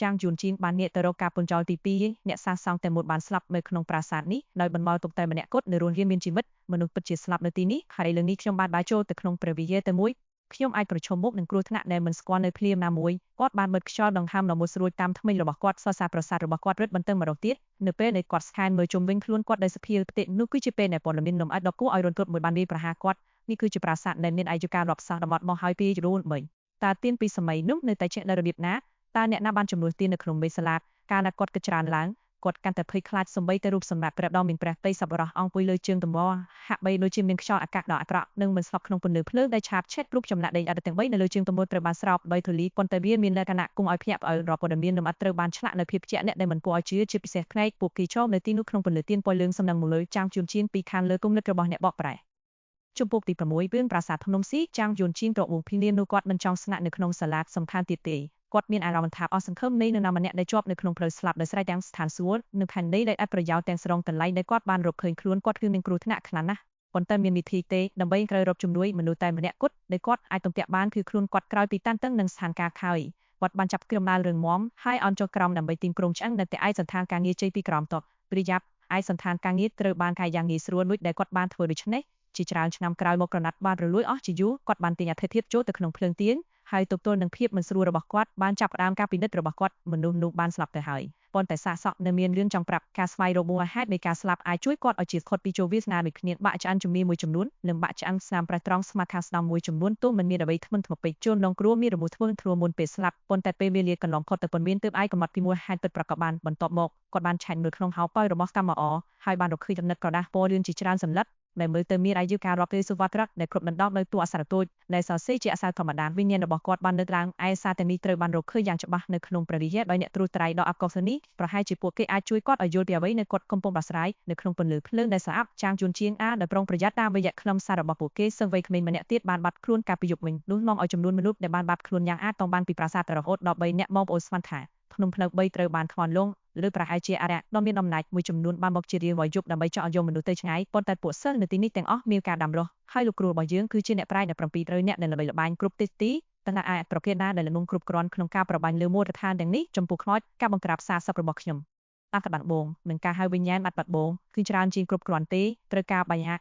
ាទោះយ៉ាងណាក៏ដោយខ្ញុំមានអារម្មណ៍មិនល្អចំពោះរឿងនេះខ្ញុំគួរតែរកសិស្សច្បងហើយពិភាក្សារឿងនេះគាត់បានពិនិត្យមើលក្រដាសមួយទៀតថ្ងៃនេះមនុស្សម្នាក់ទៀតបានបាត់ខ្លួននោះគឺជាទី5លោកគ្រូប្រាប់យើងរក្សាដល់ពីអ្នកធ្វើសម្ភារត្រាដើម្បីកុំឲ្យប៉ះពាល់ដល់ចំនួនធូបដែលគេថ្វាយនៅព្រះវិហារគាត់ច្បាស់ជាអ្នករបីមួយសិស្សច្បងនិងខ្ញុំក្រុងដើរល្បាតក្នុងតំបន់នៅពេលយប់គាត់បានអានអត្ថបទបន្ទាប់3ថ្ងៃបានកណោផុតទៅមនុស្ស3នាក់ទៀតបានបាត់ខ្លួនក្នុងពេលនោះប៉ុន្តែសិស្សជាន់ខ្ពស់និងខ្ញុំបានរកឃើញអ្វីទាំងអស់យប់មានភាពស្ងប់ស្ងាត់និងមិនមានអ្វីប្លែកភាពភ័យខ្លាចក្នុងពោះវៀនរបស់ខ្ញុំកាន់តែជ្រៅទៅទៀតពីងានរបត់ត្រូវបានលាតទៅដល់បន្តិចម្ដងទីអតីតកាលសិស្សជាន់ខ្ពស់បានធ្វើការចំណាយនៅថ្ងៃនេះគាត់ហាក់ដូចជាបានរកឃើញអ្វីមួយហើយវាធ្វើឲ្យគាត់ខឹងខ្ញុំបានសួរគាត់អំពីរឿងនេះប៉ុន្តែគាត់មិនព្រមប្រាប់ខ្ញុំទេអារម្មណ៍របស់គាត់គឺអាក្រក់ណាស់ខ្ញុំនឹងព្យាយាមសួរទៀតនៅថ្ងៃស្អែកចាងយួនជីនត្រឡប់ទៅកាន់ភាពបន្តអ្នកដែលបាត់ខ្លួនថ្ងៃនេះគឺសិស្សច្បងខ្ញុំបានស្វែងរកគ្រប់អ៊ីនៃព្រំផ្លូវ3ហើយរកមិនឃើញខ្ញុំមិនអាចយកវាទៀតទេខ្ញុំនឹងប្រឈមមុខនឹងចៅប្រាយហើយទាមទារចម្លើយបងប្អូនផ្សេងទៀតក៏ភ័យខ្លាចដែរហើយបានផ្ដល់ការគាំទ្រខ្ញុំការសរសេរដោយដៃនៅក្នុងរដាក់ចុងក្រោយនោះគឺកាន់តែរញ៉េរញ៉ៃគួរឲ្យកត់សម្គាល់ហាក់បីដូចជាភាពស្ងប់ស្ងាត់របស់អ្នកនៅពន្ធបានខ្ទេចខ្ទាំទាំងស្រុងគាត់បានអានបន្ទាប់ពីសួរដេញដាល់ទីបំផុតលោកគ្រូក៏យកក្រុមប្រាប់ការពិតទៅ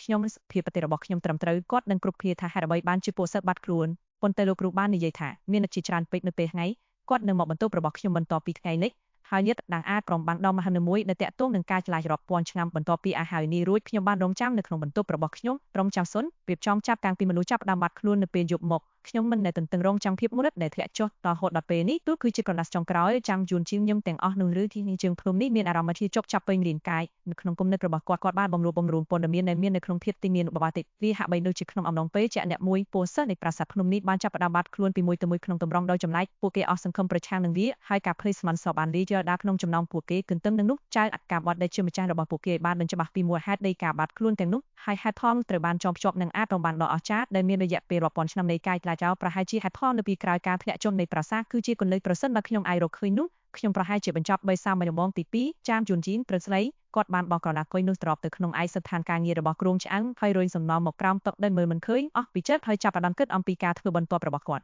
ខ្ញុំបានរកឃើញអ្វីដែលខ្ញុំអាចធ្វើបាននៅក្នុងសាលាដ៏សំខាន់នេះចាមយួនជីនសម្រាប់ចិនប្រសិនបើខ្ញុំនឹងរកប្រាសាទនេះខ្ញុំនឹងត្រូវត្រឡប់ទៅទីនោះវិញមានន័យថាប្រឈមមុខនឹងគ្រោះថ្នាក់ទាំងឡាយដែលអ្នកខ្លួននៅក្នុងរឿងព្រេងទីក្រុងផ្លូវរុងសេលីនការមកអម្នាក់បានរួចជីវិតប្រសិនបើខ្ញុំអាចតាមដានផ្លូវរបស់គាត់ហើយដើរតាមនឹងប្រហែលជាខ្ញុំអាចរកវិធីធ្វើឲ្យនាងមានជីវិតផងដែរបន្ទាប់ពីការពិចារណាយ៉ាងប្រុងប្រយ័ត្នចាងយួនជីនបានដើរទៅកាន់ច្រកចូលសាលាដ៏សំខាន់ហើយបានរន្ហាបន្ទះឈួតពីរដែលត្រូវបានរក្សាទុកយ៉ាងល្អខីឈើបានបន្លឺឡើងយ៉ាងខ្លាំងហើយសំឡេងដ៏មុតស្រួចនឹងឈីចាប់បានធ្វើឲ្យធ្មេញរបស់គាត់នៅលើកេនដោយព្រៀងទៅនឹងសុំភាគាត់បានភៀបខាបាចេញហើយមួយជុំវិញយ៉ាងរហ័សវាស្ងាត់នៅខាងក្រៅបរិយាកាសដ៏ស្ងាត់ជ្រមុំនឹងគួរខ្លាចមួយឡែកទៀតមានទេគ្រោះថ្នាក់ដែលអាចមើលឃើញក្រោយពីសង្កេតបានមួយសន្ទុះក៏បានដើរឆ្លងកាត់ផ្លូវក្រាលថ្មមួយរំណាត់ខាងឆ្វេងលើលេខសាលាសំដៅទៅទីធាតុខាងក្រោយពន្លឺព្រះច័ន្ទរហូតដូចទឹកលើរលកនៃស្មៅដេញងក់បន្ទាប់ពីឡើងបានមួយឬពីរនាទីក្រុមនៃអគារបានលេចឡើងនៅខាងមុខនៅការត្រួតពិនិត្យកាន់តែចិត្តគាត់បានកត់សម្គាល់នៅរញនៃសម្ព័ន្ធរឿងតែមួយដែលតភ្ជាប់គ្នាជាច្រើនដែលបង្កើតជាទីធ្លាប្រពៃណីចំដល់ធំមួយជញ្ជាំងពណ៌សាត្រូវបានប្រក់ដោយក្បឿងដំបូលពណ៌ខ្មៅដោយមានបន្ទាត់ត្រង់រត់កាត់កំពូលបង្មួយនឹងធាបន្ទះឆ្លងពុយនៅក្រោមអ្នកខ្លះបាត់ធាអ្នកខ្លះបាត់បលីខ្លះទៀតបាត់ត្រៀប៉ុន្តែហៀនីមួយហាក់ដូចជាមានខ្លាំងស្អុយក្រដាស់ដែលធ្លាប់បាត់បាំងបង្អួចត្រូវបានគេទំទាទៅវិញទៅមកដោយមិនទុកអ្វីក្រៅពីមានស្នាមរហ័យឡើយពន្លឺប្រចាំភាពបានសាយភាយពេញដីដោយសតបទឹកកកចាងយួនជាងបានប្រាប់ពន្លឺនោះដើម្បីស្ទង់មើលប្លង់នៃទីធាតុខាងក្រោយប្រាសាទក្រៅពីទីធាតុខាងមុខគាត់ក៏មានខ្លោងធាចូលទៅទីខាងកើតដែលនឹកឃើញពីផ្លូវតភ្ជាប់ដែលចូលរួមក្នុងទីធាតុផ្សេងគ្នាក្នុងទ្រសម្បត្តិស្រុកសនំដែលបង្ហាញក្នុងរឿងភាគកម្មផ្លូវកោងគាត់អាចមើលឃើញដើមឈើដ៏ខ្ពស់មួយដុះនៅទីធាតុចិត្តខាងមែកឈើដែលក្រហាយនៅលំមួលកាន់ទ្រមនឹងយ៉ាងក្រាស់ហងចាងយួនជាងប្រទះឃើញក្រុងចាងជាច្រើនទៀនរងក្នុងឯកសន្តានការងារដែលរីប៉ៃក្នុងចំណោមស្មៅដ៏ពេញទីធាគាត់បានចូលទៅជិតគ្នាដោយប្រុងប្រយ័ត្នហើយពិនិត្យពួកគេការខូចខាតក្រុងចាងទាំងនេះមានសិទ្ធិភាពធ្ងន់ធ្ងរដោយមានឆ្អិនខ្ទេចខ្ទីនឹងអាចមើលឃើញយ៉ាងច្បាស់នៅក្រោមឯកសន្តានទោះបីជាយ៉ាងណាក៏ដោយមិនដូចក្រុងឆ្អិននៅក្នុងសាលាសំខាន់នោះទេ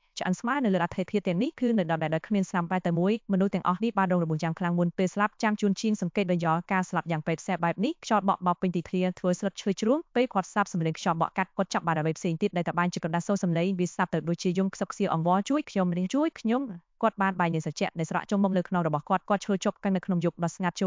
្រងនោះសត្វនំទាំងអស់នឹងដោយភាពតានតឹងបន្ទាប់ពីអ្វីដែលហាក់ដូចជាអស់កលជានិច្ចខ្យល់បានស្លាប់ទៅហើយសម្លេងខ្សឹកខ្សៀវសោកសៅក៏រសាត់ទៅតាមវាទីហៀចិត្តខាថាក់បីបើជាគ្រោះថ្នាក់ខ្លាំងប៉ុន្តែអ្វីក៏ដោយដែលនៅទីនោះមិនទាន់មកដល់ទេចាំងយួនជីនប្រដងហាមចេញនៅស្ងៀមស្ងាត់បានកាត់ស្មៅខ្ពស់ហើយចុះទៅក្រោមត្រៀមខ្លួនដើម្បីរកពីទីធាដែលលោកចូលទៅហាក់ដូចជាកន្លែងដែលពួកសិស្សរបស់ព្រះរាជាធ្លាប់រស់នៅគ្រឿងសង្ហារដែលបាក់បែកខ្ចាស់ខ្ចាយទីពេញដោយសេរីស្រោបដោយធូលីដីហើយក្លិនស្អុយរលួនបានព្យួរនៅលើអាកាសគាត់បានឆែកជាបន្ទប់ម្ដងមួយគ្មានអ្វីគួរឲ្យកត់សម្គាល់ឡើយប្រហូតតតែគាត់បាត់ធាបន្ទះឈើនៃបន្ទប់ខាងកើតបំផុតត្រេកធាដែលបានបិទជិតអស់ជាច្រើនឆ្នាំមិនអាចទីទប់បានជាថ្មីម្ដងទៀតដោយផ្ញើរបាក់ទ្រីចូលមកលើចាងយួនជីនគាត់បានយកភាពល្អចេញពីស្មារបស់គាត់ណាក់ដែលភ្នែករបស់គាត់បានមើលយ៉ាងប្រុងប្រយ័ត្នគ្រប់ជ្រុងនៃបន្ទប់ពេលគាត់ពិនិត្យមើលបន្លែដែលគេទុកចោលជាយូរមកហើយនោះការសម្ដៅមួយរបស់គាត់បានធ្លាក់មកលើរាងកាយដែលលួននៅមុំទល់នឹងចិញ្ចាំងមួយនៅមាត់បង្អួចសម្លៀកបំពាក់និងមុខសម្បត្តិភាពរបស់អ្នកជិះរ៉ែនៅលើលទ្ធបានបញ្ជាក់ថាវាជាភាគីផ្សេងទៀតនៅកំពុងដើរតាមដាចាងយួនជីនបានឆ្លងផុតកម្រិតកំណត់ហើយចូលទៅក្នុងបន្ទប់បាយ័តណាក់ដែលសេត្រឹមភាពនៅជុំវិញថាមើលជាធ្លាក់ចូលដោយគ្មានការពន្យល់ទៅជាក់គាត់ប្រអ៊ូគាត់លូកដៃទៅលងអធិធាតុដល់សម្លៀកបំពាក់នៅរហែកហើយពិនិត្យមើលឆ្អឹងមួយមុនលើកនេះបាក់ចាន់ជំនីបាក់ឆ្អឹងជំនីទេក្រុងច័ន្ទនៅដដែលទូយ៉ាងណាក៏ដោយនៅពេលដែលការសម្រឹងរបស់គាត់ងាកទៅឆ្អឹងស្មាតភ្នែករបស់គាត់បានរំទួយស្មាតត្រូវបានបំបែកដាច់ពីគ្នាដោយមានស្នាមប្រៃធំនិងបំផ្លាញនៅតាមឆ្អឹងទៀតគឺជាការខូចខាតប្រភេទដោយគ្នាដូចដែលគាត់បានឃើញនៅលើស្មានៃក្រុងឆ្អឹងនៅក្នុងសារៈដ៏សំខាន់នៅលើប្រេងដែលកាន់តែអាក្រក់មានតែងកាយនៅក្នុងបន្ទប់នេះមួយនៅក្នុងសាលាដ៏សំខាន់បំណោះដែលបានប្រេស្មាតែនោះជាការចែកនឹងទេគាត់បានរអ៊ូតឡើយមិនស្រួលពេលនោះគាត់សង្កេតឃើញថាខោប៉ៅផៅរបស់សពមានសភាពប៉ោងហាក់ដូចជាមានរីមួយអ្នកនៅខាងក្នុងគាត់ចូលទៅទីវត្ថុ3គ្រឿងកូនសៀវភៅបុរាណពណ៌លឿងមួយកញ្ចក់សម្រាប់ក្រៀមក្រងនិងកណ្ដាស់ពណ៌លឿងអាត់បាត់ប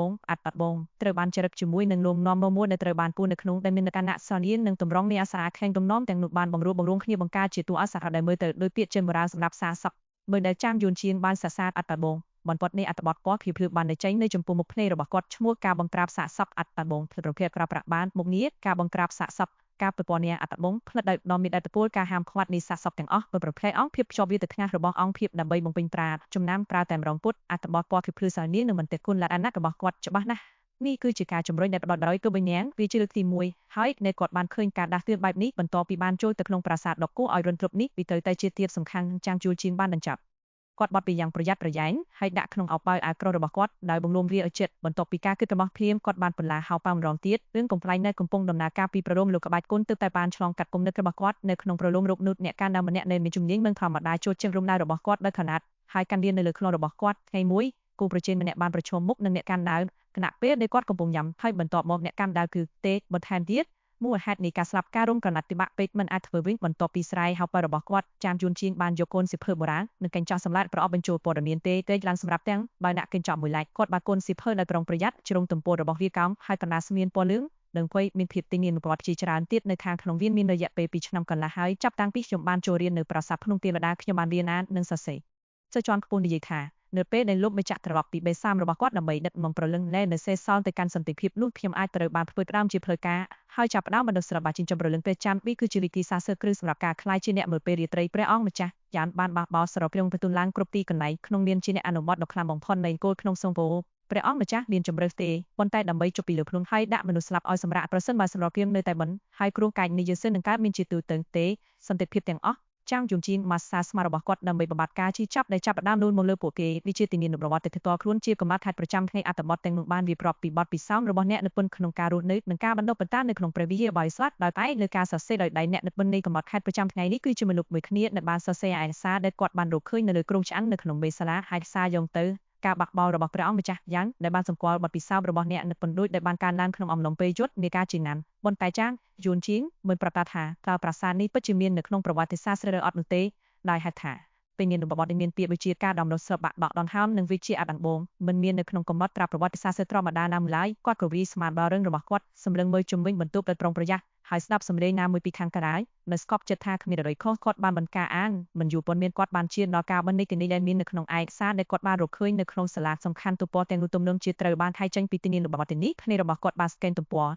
ថ្ងៃទីបំផុតភាពមរឹតបានមកដល់ដួលខ្ញុំបាននៅពុធាហើយប្រញាប់ទៅបាត់រៀនទាំងការរំពន្ធទុកប៉ុន្តែអ្នកនៅឈរនៅខាងក្រៅមិនមែនជាចាំបាយទីវាគឺជាសិស្សជាន់ខ្ពស់ដែលបានបាត់ខ្លួនកាលពីយប់មុនគាត់បានបាត់ខ្លួនពេញមួយថ្ងៃទាំងយប់ហើយឥឡូវនេះគាត់បានត្រឡប់មកវិញប៉ុន្តែខ្ញុំមានអារម្មណ៍ថាទេអំណរពីព្រោះគាត់បានស្លាប់ទៅហើយអ្វីដែលបានត្រឡប់មកវិញគឺជាសារសពទ្រូងរបស់គាត់ប្រឡាក់ដោយជាមហើយបេះដូងរបស់គាត់ត្រូវបានឆ្លាក់ដោយនរណាម្នាក់ក៏រួយមួយសិស្សជាន់ខ្ពស់សំឡឹងមើលខ្ញុំដល់នឹងព្រឹកថ្ងៃគាត់និយាយថាគុំទុកចិត្តយ៉ាងវាយឡាទាំងនេះត្រូវបានលាតត្រដាងចេញតួអង្គកោងនឹងមិនស្មើគ្នាទាមិនពិបាកក្នុងការស្រមៃមើលស្ថានភាពនៃចិត្តដែលអ្នកនិពន្ធបានសិតនៅក្នុងនោះទេចាំងយល់ជីនមានទៅទំព័របន្ទាប់ប៉ុន្តែគ្នាអ្វីទៀតទេបើចាស់កំណត់ខេត្តមិនបានសរសេរជាផ្សេងទៀតទេគាត់ដកដងហាំធំមិនទុកចិត្តយ៉ាងខ្លាចមានន័យដូចម្ដេចគាត់បានរងអូនតងព្រមព្រៀងនោះបានបញ្ជូនអារម្មណ៍អ្នកជួយជ្រៅក្នុងទ្រូងរបស់គាត់តើអាចារ្យសម្រាប់សិស្សច្បងឬក៏ចាស់ជាអ្នកទទួលខុសត្រូវចំពោះការបាត់ខ្លួនរបស់សាររៈទៀតឬទេគាត់បានអង្អែលស្មាដែលមានការឈីចោលរបស់គាត់ហើយបានដាក់សិភើកត់ត្រាចូលក្នុងហោប៉ៅរបស់សពិនគាត់រើកញ្ចក់លងហិនហើយត្រៀមខ្លួនចេញទៅភ្លាមនោះការសម្រឹងរបស់គាត់បានរសាត់ទៅពេញផ្ទៃទាំងចាក់ដោយចាប់យកពន្ធពីជ្រុងនេះភ្នែករបស់គាត់ភ្លាមនោះព្រានកាយរបស់គាត់ទាំងមូលឡើងលើងពន្ធលើព្រៃចម្រាស់ដោយទឹកពេញមុខកញ្ចក់ដែលឆ្លុះបញ្ចាំងពីរូបភាពផ្ទាល់ខ្លួនរបស់គាត់ហើយនៅលើខ្នងរបស់គាត់ដែលតាមគាត់គឺជាតួលេខមុខរបស់វាមានពណ៌ស្យ៉ាងខ្លាំងពោមាត់របស់វាមានស្នាមជុំពណ៌ស្វាយហើយភ្នែកវាមានពណ៌សុទ្ធគ្មានសិតលាតនៃលើស្មារបស់គាត់ក្បាលរបស់វាភៀងទៅម្ខាងសម្លឹងមើលគាត់ដោយភ្នែកទៅទេគុំនឹករបស់អ្នកបកបែជំមុខទី7ការត្រឡប់មកវិញភៀមនឹងម៉ែតអាណាមេរបស់ចាងយួនជីនបុកសូនភាពត្រជាក់ខ្លាំងបានខំឡើងកាត់គាត់ពីកូនបន្ទុយត្រង់ដល់មកបិទដណ្ដឹងក្បាលរបស់គាត់បានបញ្ចេញខ្លួនគាត់ទៅលើអាកាសវិជាឆ្មាដែលស្រឡាំងកាំងដោយមានរូបរបស់វិឈុំនៅខាងចុងហើយពាក្យជាប្រមាបានពីចេញពីបងមាត់របស់គាត់មុនពេលដែលគាត់អាចបញ្ជប់ពាក្យបានបរិសុទ្ធឈុតវាជាស្ភៀវតតិសស័កដែលជាការឆ្លើយតបដោយអចេតនារបស់មនុស្សដែលទទួលរងនឹងការតក់ស្លុតដ៏លឿនលុបទីបំផុតគាត់បានយល់ថាហើយអ្វីបានជាស្មារតីរបស់គាត់ឈឺយ៉ាងខ្លាំងគាត់ក៏បានយល់ដែរថាអ្វីបានជាសត្វមាត់បងអួយមានកញ្ចក់សម្រាប់ពីគឺសម្រាប់ការពិនិត្យមើលថាត្រវិញ្ញាណសសឹកបានជាប់លើស្មារតីរបស់អ្នកអត់តើរឿងនេះកើតឡើងនៅពេលណានៅពេលដែលគាត់បានចូលទៅក្នុងទីធ្លាឬប្រហែលជាពេលដែលគាត់ចូលបន្ទប់នេះតើអ្នកណាបានផ្ដល់ឲ្យគាត់នូវភាពក្លាហានដើម្បីចេញទៅរករកតារាជាទាំងជីងជូកមួយ ខួរក្បាលរបស់គាត់មានអារម្មណ៍ដូចជាឆ្ងានកំពុងពោះកញ្ជ្រោលការគិតបានធាទៅគ្រប់ទីទាំងអស់ក្នុងពេលតែមួយហើយភាពភ័យខ្លាចបានធ្លាក់មកលើគាត់ដូចជារលកជំនោរគាត់ដឹងថាគាត់នឹងជួបរឿងដ៏គួរឲ្យភ័យខ្លាចនិងគួរឲ្យភ័យខ្លាចនៅក្នុងប្រាសាទនេះហើយបានត្រៀមអ្នកផ្លូវចិត្តសម្រាប់លាប៉ុន្តែការពិតការមកប្រឈមមុខជាមួយអបខុសហេតុនៅតែធ្វើឲ្យគាត់មានការភ័យស្លន់ស្លោតដែលមិនអាចទៅពណ៌នាបានត្រូវហើយអត់តាន់បងភាពនោះគាត់បានចងចាំគាត់បានចូលទៅក្នុងថោប៉ៅខាឆ្វេងនៃអេនីរបស់គាត់ជាមួយនឹងដៃញាប់យ៉តទៀងក្រដាស់ពណ៌លឿងអត់បានបងចេញហើយតែវាទៅលើស្មារបស់គាត់នៅក្នុងការប៉ុនប៉ងចុងក្រោយដើម្បីជួយសង្គ្រោះគាត់យ៉ាងណាមិញគាត់មិនមានអ្វីត្រូវបាត់បង់ឡើយអ្នកសាច់ការបង្ក្រាបសាកសពអត់តាន់បងបានដាក់ខ្លួនវានៅលើស្មារបស់គាត់នៅកញ្ចក់លង្ហិនហើយដាក់មកមើលដោយប្រយ័ត្នប្រយែងតួអង្គដែលមានមុខស្លាប់បងមាត់ខ្មៅនិងសឹកស្បាយសត្វដែលគ្មានជីវិតនៅតែតោងជាប់នឹងក្នុងរបស់គាត់មានអារម្មណ៍ថាមាននៅលោកនៃភាពអស់សង្ឃឹមតែប្រយោជន៍ពីអដូចជារឿងនេះមិនរាប់បញ្ចូលជាសារសពកូនប្រភេទក្តីសង្ឃឹមចុងក្រោយរបស់គាត់បានរលាយបាត់ចាំងយួនឈីនមានអារម្មណ៍ថាឈឺស្មារបស់គាត់កាន់តែខ្លាំងនៅមាននាទីហើយដៃនិងជើងរបស់គាត់ក៏កាន់តែជាក់ដែរទាំងនេះមិនមែនជាការបំភាន់ទេចាំងជារបស់គាត់ត្រូវបានបង្រួចចេញដោយជាក់ស្ដែងនិងបាច់ជប់ឈរនៅភ្លាមនោះគាត់បានគិតអំពីក្រុងចាំងនៅក្រោមទៅក្នុងសារ៉ាដ៏សំខាន់ក៏ដូចជាអ្នកជីយ៉ែម្នាក់ទៀតដែលបានស្លាប់យ៉ាងវេទនានៅក្បែរបង្អួចនៅពីមុខគាត់ពីហាក់ដូចជាគាត់នឹងទទួលរងមេជោគវាសនាដូចគ្នាភាពប្រជែកជើបានជ្រាបចូលទៅក្នុងបេះដូងរបស់គាត់បំពេញវាដូចជាគាត់គិតថាប្រវិញនឹងអាចកាន់តែអាក្រក់ទៅគាត់បានលឺសំឡេងជើងទន់ខ្សោយរសាត់ចេញពីច្រល់មានខាងក្រៅសំឡេងជើងមានពន្លឺប៉ុន្តែនៅពេលយប់ភាពស្ងាត់ដែលស្លាប់នោះស្ដាប់ទៅមិនច្បាស់លាស់ជារបស់ចាំងយួនឈៀងទៅចាក់គាត់បានចុះទៅដេកនៅក្បែរសពក្រោមបង្អួចសំឡេងជើងបានបន្លឺឡើងពួកគេគឺសញ្ញានៅអ្វីដែលគាត់បានលើព្រេតគាត់ចូលព្រះវិហារបរិសុទ្ធដំបងប៉ប៉បាពួកគេបានកាន់តែចិត្តឆ្ពោះទៅកាន់ផ្លូវរបស់គាត់មិនហ៊ានបោកដងហាមព្រេងសាច់ដុំទាំងអស់នៅក្នុងខ្លួនរបស់គាត់ត្រូវបានរបួសចាំងតឹងរឹងហើយគាត់អាចនៅសំឡេងពេកដួងរបស់គាត់ដែលយូរដោយមិនអាចគ្រប់គ្រងបាន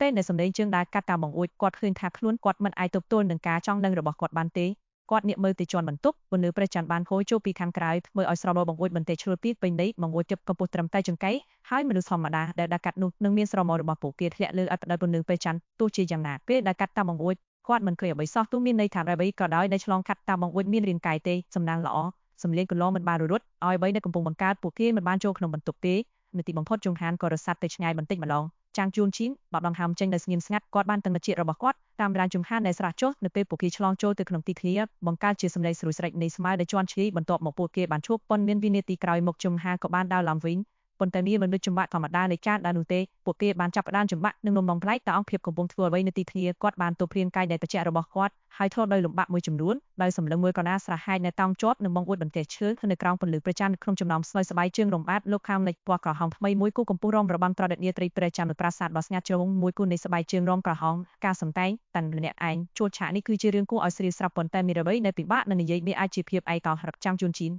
ប៉ុន្តែតាស្បាយជើងរប៉ែតលោកខាងលិចមួយគូអាចមាននៅក្នុងប្រាសាទរាជវង្សមេងវល់ទីដល់ទេពីតាភ្នំយ៉ាងវិញបិចប្រាសាទដ៏អាក្រក់នេះបានក្លាយទៅជាចំណាយមួយនាទីចាំងជួនឈីនស្ងប់ស្ងាត់ចុះក្រោមហើយរងចាំងនាទីបានវាដោយវិញ្ញាណសោសិតនៅលើស្មារបស់គាត់បានបន្លាតយ៉ាងជារបស់គាត់ដោយបញ្ជប់ភាពរឹងប៉ឹងនៅក្នុងខ្លួនរបស់គាត់កាន់តែធ្ងន់ហើយការឈឺចុកចាប់ត្រង់ស្មារបស់គាត់បានប្រែជាឈឺចុកចាប់គាត់អាចមានអារម្មណ៍ថាប្រសិនបើរឿងនេះបន្តទៅទៀតគាត់នឹងស្លាប់ដោយសារការជប់ពេញលេញយ៉ាងលើពីស្មារបស់គាត់ដែលប្រហែលនៅក្រោមភាពតានតឹងក្រោយពីរងចាំងអស់រយៈពេលជាយូរមកការរំនាទីឃ្លាក៏បានជប់ចាំងជួនឈីននៅតែមិនហ៊ានលើក្បាលគាត់បានរងចាំមួយរយៈសិនមុននឹងសម្លឹងមួយបង្អួចយ៉ាងប្រុងប្រយ័ត្នចូលទៅក្នុងទីឃ្លាទេសัตว์ដោយពន្លឺព្រៃចំស្មៅនៅស្ងៀមយ៉ាងល្អឲ្យខ្ចោះស្បែកជើងរំគួរឲ្យខ្លាចបានបាត់ហាហាគាត់ដកដង្ហើមចេញនៅភាពធូរស្រាលប៉ុន្តែភ្លាមគាត់បានព្យាយាមឈរលុតជង្គង់របស់គាត់ហើយគាត់បានដួលទៅនឹងឥដ្ឋឥឡូវនេះទីបំផុតសរសៃប្រសាទរបស់គាត់បានធូររលុងហើយកំពុងតែស្រស់ចុះចាំងជួនឈីនបានដឹងថាស្ថានភាពរបស់គាត់គឺអាក្រក់ជាអ្វីដែលគាត់បានគិតទៅទៀតស្មារតីរបស់គាត់បានរលាកដោយការឈឺចាប់ហាក់ដូចជាច័ន្ទនៅខាងក្រោមភាពនឹងបែកចេញពីគ្នាជង្គង់របស់គាត់ទាំងស្ទើរតែជាប់ទាំងស្រុងហើយវាមានអារម្មណ៍ដូចជារបស់គាត់ក៏រឹងគាត់ចាប់កញ្ចក់លង្ហិនដោយដៃញើសនៅក្នុងការឆ្លុះបញ្ចាំងពីភាពក្រៀមក្រំមុខរបស់គាត់មានពណ៌សទឹកមុខស្លែស្លាំងសិលរបស់គាត់ស្អាប់និងមានពពកគាត់មើលទៅមិនដូចមនុស្សរស់នៅទ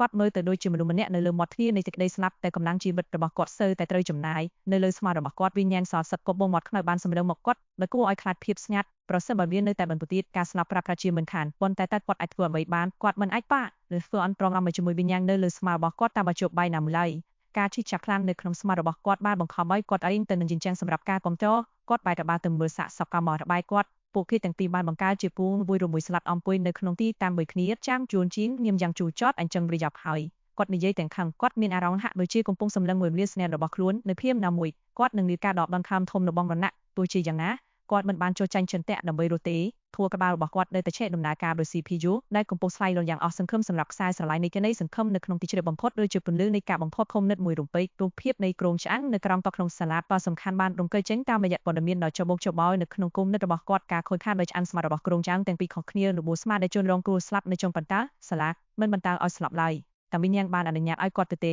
ទេវិញយ៉ាងសោកសឹកនឹងមិនបង្ហាញសេចក្តីមេត្តាហើយហេតុអ្វីបានជាគាត់អ្នកនៅក្រោមតុគុណមិត្តមួយទៀតបានធ្វើតាមសបាយជើងក្រហមចាប់ផ្ដើមដើរតាមខ្ញុំពីព្រាមខ្ញុំបានចូលព្រះរាជាប៉ុន្តែព្រាមនោះខ្ញុំបានចូលទៅក្នុងសារ៉ាដ៏សំខាន់ពួកគេបានជប់នៅពេលនៃការគិតនោះការភ្លើងនៃក្តីសង្ឃឹមបានឆាតឈាក្នុងភ្នែកនៃសារអប់របស់ចាងយួនជាងសាលាចំងខ្ញុំត្រូវតែទៅសាលាមេវិញពេលនេះគាត់បានបង្ខំខ្លួនឯងហើយដែលចេញពីបន្ទប់ធំគ្រប់ជំខាងគឺជាសង្ពូនប្រៀបដូចជាភ្នំទាំងមូលអង្គុយលើស្មារបស់គាត់ឃើញគាត់បានលួលនៅក្នុងទីធ្លាធ្លាក់ចូលទៅក្នុងស្មៅហើយមិនអាចឈរម្ដងទៀតបានទេថ្មិញរបស់គាត់បានស្រែកយ៉ាងហិង្សាដោយវាគ្នាទៅវិញទៅមកហាក់ដូចជាគាត់ត្រូវបានគេចាប់ក្នុងមនោរនីភាពត្រជាក់បានបន្តរីករាលដាលគាត់ត្រូវបានបន់នៅភាពកក់ក្ដៅហើយជំទាក់របស់គាត់កំពុងត្រូវបានលុបចោលបន្តិចម្ដងចាងយួនជាវាឈ្មោះទៅរកសាលាមេទីមួយបើចាក់រាល់អនៃកម្លាំងនៅគាត់បានចាក់ចេញទៅក្នុងចលនាទៅមុខគាត់បាននៅក្បាលឡើងដោយធ្វើឲ្យប្រកាសថារូបភាពនៃរគានៅខាងមុខមិនបានបន្លត់ទុកនៅការមើលឃើញរបស់គាត់ឡើយដរាបណាគាត់អាចឃើញនាក្រីសង្ឃឹមនឹងមិនស្រាប់ឡើយការដើរពីនៃសារ៉ាបានចំណាយពេលត្រឹមតែ1នាទីប៉ុន្តែនៅពេលនេះចំណាយមានអារម្មណ៍ថាធំមួយកំណត់រវាងស្ថានសួននិងថែនដីភៀមនឹងគាត់បានវានៅក្រោមដ៏សំខាន់របស់សាឡាបន្លែមួយបានខៃដញ្ជារបស់គាត់ហើយទម្ងន់នៅលើស្មារបស់គាត់បានបាត់ភាពត្រជាក់ពលមកភាពរឹងដែលលាត់ទឹកអត្រួយបានគួរភ្នៀនពីចាំយំជីនចំពុកថ្មជើងហើយចំពុកលួននៅខាងមុខមេសាឡា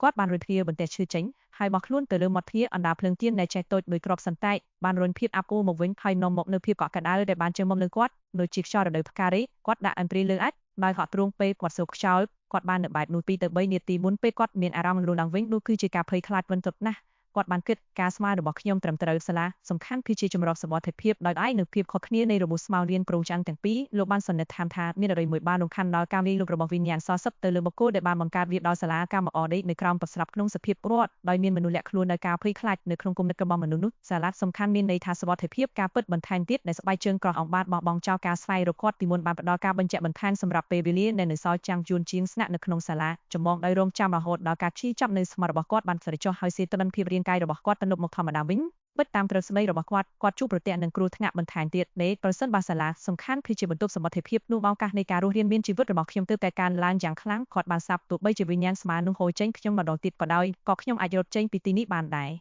ប៉ុន្តែប្រសិនបើខ្ញុំរត់ចូលទាំងស្មារតីនិងស្បែកជើងក្រហមក្នុងពេលតែមួយខ្ញុំប្រហែលជាមិនយកវាមកវិញទេហើយអ្វីដែលគួរឲ្យខ្លាចបំផុតនៅក្នុងប្រាសាទនេះដែលជាប្រភពពិតរបស់វ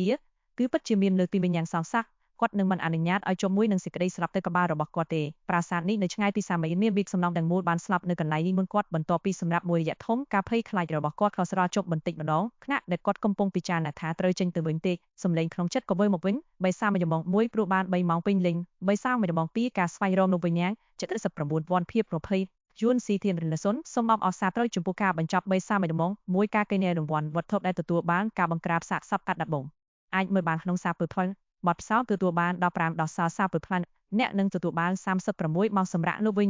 79បន្ទាប់បើនៅ355940មេសាឡាចាប់ផ្ដើមលួចទឹកដែលរំខានបែកខ្យល់នៅពេលដែលរូបភាពនៃចំពោះមុខភ្នែករបស់គាត់មានស្ថិរភាពចាំងជួនជាងបានឃើញពន្លឺភ្លើងសន្សំខាមពលភ្លឺពីលើក្បាលគាត់បានឃើញព្រែដ៏ធំទូលាយរបស់គាត់ពេលរបស់គាត់5របស់គាត់នឹងបងអូចបាត់ចង្មត់ជាមួយនឹងបែងមិននៅពីមុខពួកគេបកមកយ៉ាងទន់ភ្លន់នៅក្នុងខ្យល់គាត់បានដឹកមកពីភពពិតវិញខ្ញុំមកវិញហើយគាត់បានខ្សឹបប្រាប់ឲ្យនាងឆ្លើយគាត់មើលជុំវិញដោយការភ្ញាក់ឲ្យនៅពេលដែលគាត់បញ្ជាក់ថាគាត់ពិតជានៅក្នុងបន្ទប់របស់គាត់បានមកជង្គង់ចេញហើយគាត់ក៏អនុញ្ញាតឲ្យខ្លួនគាត់ដួលទៅលើក្រេទុនគាត់ដកដង្ហើមចូលជ្រៅហើយឃើញថាសម្បីតែខ្យល់ក៏មានរសជាតិត្រៃដែរការមានជីវិតគឺអស្ចារ្យណាស់ពិភពពិតគឺអស្ចារ្យណាស់បន្ទាប់ពីបានធូរសបាយប៉ុន្មាននាទីគាត់ក៏ប្រោសអង្គុយហើយស្រាយឲ្យក្រោះរបស់គាត់ដោយការរំពឹងទុកការបង្ក្រាបសាកសពអាត់បាំងបងត្រូវបានបាត់បង់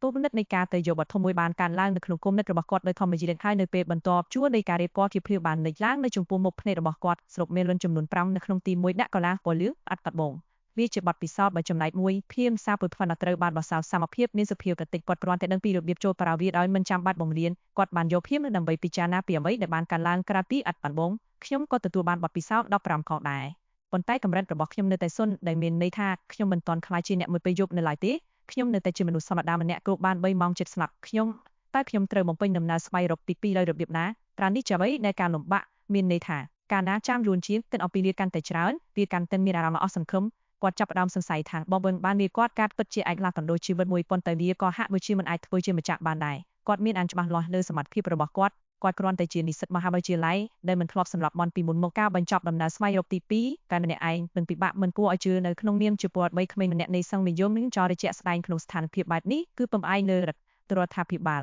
លគាត់បានលើកទូរស័ព្ទរបស់គាត់ព្រាមចិត្តនៃបងប្អូនជីដូនមួយរបស់គាត់ ប៉ុន្តែរាមដៃរបស់គាត់បានស្កត់លើអេក្រង់ហើយជោគវាបានកើនឡើងចំពោះគាត់ថាអាចមានជំរឿសរសើរជាងនេះគាត់បានលួចចូលពីក្រែហើយរំរំតាមបាយតបទៅរបស់គាត់រហូតដល់គាត់រកឃើញនាមបាននៃសុភាពបរោះតែមានសក់សើបានបន្មល់ទុកនៅលើវាត្រូវបាននេះឈ្មោះនឹងលេខទូរស័ព្ទទប់របាក់ដែលគាត់ទើបដៃឆ្លងកាត់នៅយប់នោះបានធ្វើឲ្យគាត់គិតអំពីការបាត់ខ្លួនដ៏អាតកំបានរបស់បងបន្លំប្រសិនបើគាត់ផ្ទាល់មិនបានធ្វើវាឲ្យនៅរស់ទេគាត់នឹងបាត់ខ្លួនយ៉ាងអាតកំបានដូចបងបឹងវាមានសម្បត្តិភាពក្នុងការសមុទ្រថាបងបឹងបានជួបប្រទះលោកវិញ្ញាណមុនពេលគាត់ពុំមានន័យថាការបាត់ខ្លួនរបស់គាត់អាចជាលទ្ធផលនៃការបញ្ចូលលោកវិញ្ញាណមួយចំនួនរបស់គាត់ប្រសិនបើគាត់ធ្វើតាមបែបកម្ពុជានោះការិយាល័យស៊ើបអង្កេតត្រូវតែគួរឲ្យទុកចិត្តមានហេតុផលមួយទៀតដែលជំរុញឲ្យគាត់តាក់ទងសុភាពបរោះនោះបាននិយាយថាចាំងយុនឈៀងអាចជាការបាត់ខ្លួនបន្ទាប់តែនេះជាតម្រុយមួយដែលថាគាត់នឹងបញ្ចូលលោកវិញ្ញាណដោយបន្ថែមនៅការពិតដែលថាបងប្អូនជីដូនមួយរបស់គាត់ត្រូវបានរក្សាទុកទាំងស្រុងនៅក្នុងទីមុននេះចាំងយុនឈៀងមានហេតុផលសង្ហេតុផលដើម្បីសន្និដ្ឋានថាអ្នកទាំង3គឺជាប្រតិបត្តិការពិសេសដែលបានដោះស្រាយជាពិសេសជាមួយខនៃបែបនេះដោយគំនិតរបស់គាត់បានបង្កើនឡើងគាត់បានចិត្តលេខនៅកាត់ទូរស័ព្ទមិនលើឡើងប៉ុន្មានវិនាទីមុនពេលអ្នកអខានទៀតលើងត្រង់តើនេះជាអ្នកណាសម្លេងបរោះពេញបីបានសួរមួយលំជីជួប្រក្រៃលីអងគឺជាស្រាប់របស់គាត់មន្ត្រីបានដារឲ្យប្រជាប្រិយជនជាតិម៉ាឡេស៊ីដ៏ពេញនិយមបាយចម្រៀង13មួយរបស់នាងគឺឬភាពក្លាហានដែលបានចេញផ្សាយក្នុងឆ្នាំ2000គំនិតរបស់អ្នកបកប្រែចំពោះទី8ការទំនាក់ទំនងគាត់ដកដងហើមវែងហើយព្យាយាមរក្សាសម្លេងរបស់គាត់ឲ្យស្ថិតស្ថេរតាមដែលអាចធ្វើទៅបានមនោដីលីនេះគឺជាចាំងយុនជីនការសាយចំបក់បានមកពីចំម្ខាងទៀតអូគឺអ្នកកើអ្នកហៅខ្ញុំកាន់តែយប់ថាម៉េចសម្លេងរបស់ចាំងយុនជីនគឺធ្ងន់ធ្ងរខ្ញុំមានការនាំទៅរាយការណ៍ការពិតគឺមុនពេលនិយាយនឹងបាត់គាត់បានផ្ញើកាក់ខ្ញុំបើមិននិយាយមុននេះមិនមានការភ្ញាក់ផ្អើលនៅក្នុងសម្ដីរបស់នេះនោះសេទេអញ្ចឹងចាំងយុនជាងស្ទាក់ស្ទើរយ៉ាងខ្លីបន្ទាប់មកបានដាក់ចេញនៅទ្រឹស្ដីពេញលេញរបស់គាត់អំពីការបាត់ខ្លួនរបស់មកវិញដោយមិនមានអ្វីត្រឡប់មកវិញមានភាពស្ងាត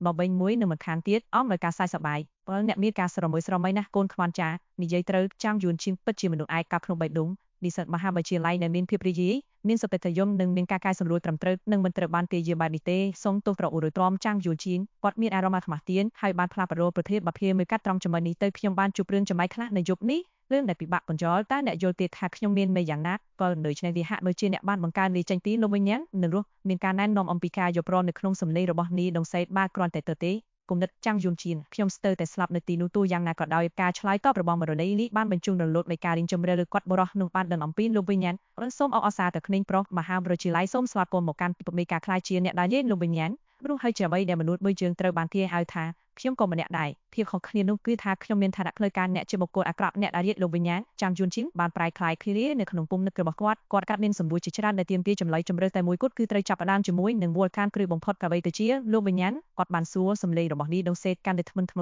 ខ្ញុំមិនអាចប្រាប់អ្នកថៃលើនេះទេប្រសិនបើអ្នកចង់បានព័ត៌មានអំពីលោកវិញ្ញាណអ្នកនឹងត្រូវធ្វើការជ្រើសរើសរដ្ឋាភិបាលមានវិធីសាស្ត្រស្រោចពីដើម្បីអ្នកដែលរៀបលោកវិញ្ញាណទាំងឡាយទី1គឺការជ្រើសរើសនិងការបណ្ដុះបណ្ដាលទី2គឺការត្រួតពិនិត្យនិងការត្រួតពិនិត្យអាប់ដេតមានន័យថាចូលរួមជាមួយយើងនឹងខ្លាយជាអ្នកដែលរៀបលោកវិញ្ញាណនិងការចុងក្រោយមានន័យថាអ្នកនៅតែជាអ្នកអនុវត្តឯរាយប្រសិនបើអ្នកជ្រើសរើសផ្លូវទី2អ្នកគ្រាន់តែចុះឈ្មោះជាមួយយើងហើយសន្យាថានឹងមិនប្រើសមត្ថភាពរបស់អ្នកដើម្បីបំពានច្បាប់នោះទេយើងនឹងទុកអ្នកឲ្យនៅម្នាក់ឯងបន្ទាប់ពីនោះជាការបណ្ណាទូក៏មានន័យថាអ្នកនឹងមិនទទួលបានជំនួយណាមួយពីបន្តាញផ្លូវការទេចាំជួនជាងមិនស្ទាក់ស្ទើរមួយវិនាទីខ្ញុំសុខចិត្តចូលរួមក្នុងអង្គការនេះខ្ញុំត្រៀមខ្លួនរួចជាស្រេចក្នុងការលះបង់ជីវិតដើម្បីប្រទេសនិងប្រជាជនគាត់បានប្រកាសដោយក្លាហានវាដងសេសាច់ពលតាមការរំពឹងទុកពីបុគ្គលដែលចិញ្ចឹមក្នុងគ្រួសារនៃការអនុវត្តច្បាប់ស្នេហ៍អាជីណាស់ចាំយួនជាងមិនអាចប្រាប់ថាតបរះនោះកំពុងចង់បោឲ្យគាត់រៀនមានការចាប់អារម្មណ៍យ៉ាងពិតប្រាកដគាត់បន្តមកសម្រាប់បន្តិចខ្ញុំនៅមកទទួលអ្នកនៅព្រឹកស្អែកនៅម៉ោង8ចាំយួនជាងភ្ញាក់ឲ្យបន្តិចចាំអីអត់ថ្ងៃស្អែកគាត់បានបន្ទោគាត់តើមានអ្វីទៀតតើអ្នកដឹងថាម៉ោងប៉ុនមានទេតើអ្នកចង់លះបង់ជីវិតរបស់អ្នកសម្រាប់អង្គការទេស្ថាប័នត្រូវតែបានឈ្មោះសម្រាប់ IG វងដំជាមុនសិន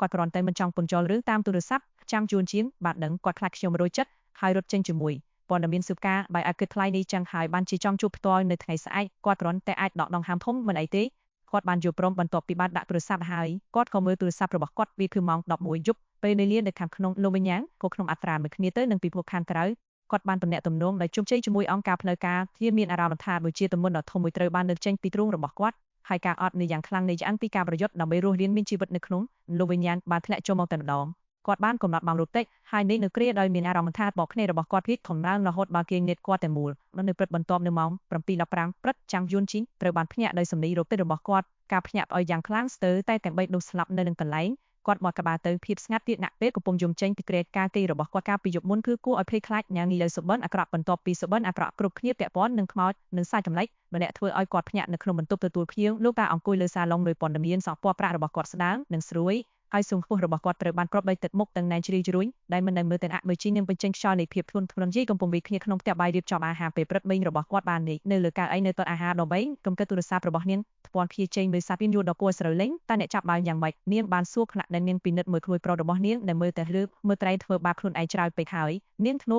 តើអ្នកបានធ្វើរឿងអាក្រក់កាលពីយប់មែនទេខ្ញុំនឹងពិនិត្យមើលធំសម្រាមរបស់អ្នកជាធម្មតាចាងយួនជាងនឹងត្រូវបន្ទិញចេញជាមួយនឹងអ្វីមួយដូចជាតើអ្នកកំពុងស្វែងរកការរីកដំណែនទេប៉ុន្តែជាមួយនឹងបញ្ហានេះលោកវិញ្ញាណអ្នកថ្លឹងថ្លែងក្នុងចិត្តរបស់គាត់នឹងកិច្ចប្រជុំជាមួយស្ថាប័នផ្លូវការកំពុងលេចចេញគាត់មិនមានអារម្មណ៍ចង់និយាយនោះទេគាត់ធ្លាក់ទៅលើកៅអីក្បែរនាងភ្នែកសម្លឹងមើលទៅចាំអាហារមិនយូរប៉ុន្មានលោកយាយក៏លុបឡើងកាន់ថាដាក់ចាន់បបបាយឆាពងមាន់ស្ងោរនៅឆ្នាំបាយសាជក់ចាំងយួនជាងយកបប្រាក់ដៅមួយក្តាប់មកសើមបំពង់កព្រួយងាកទៅលោ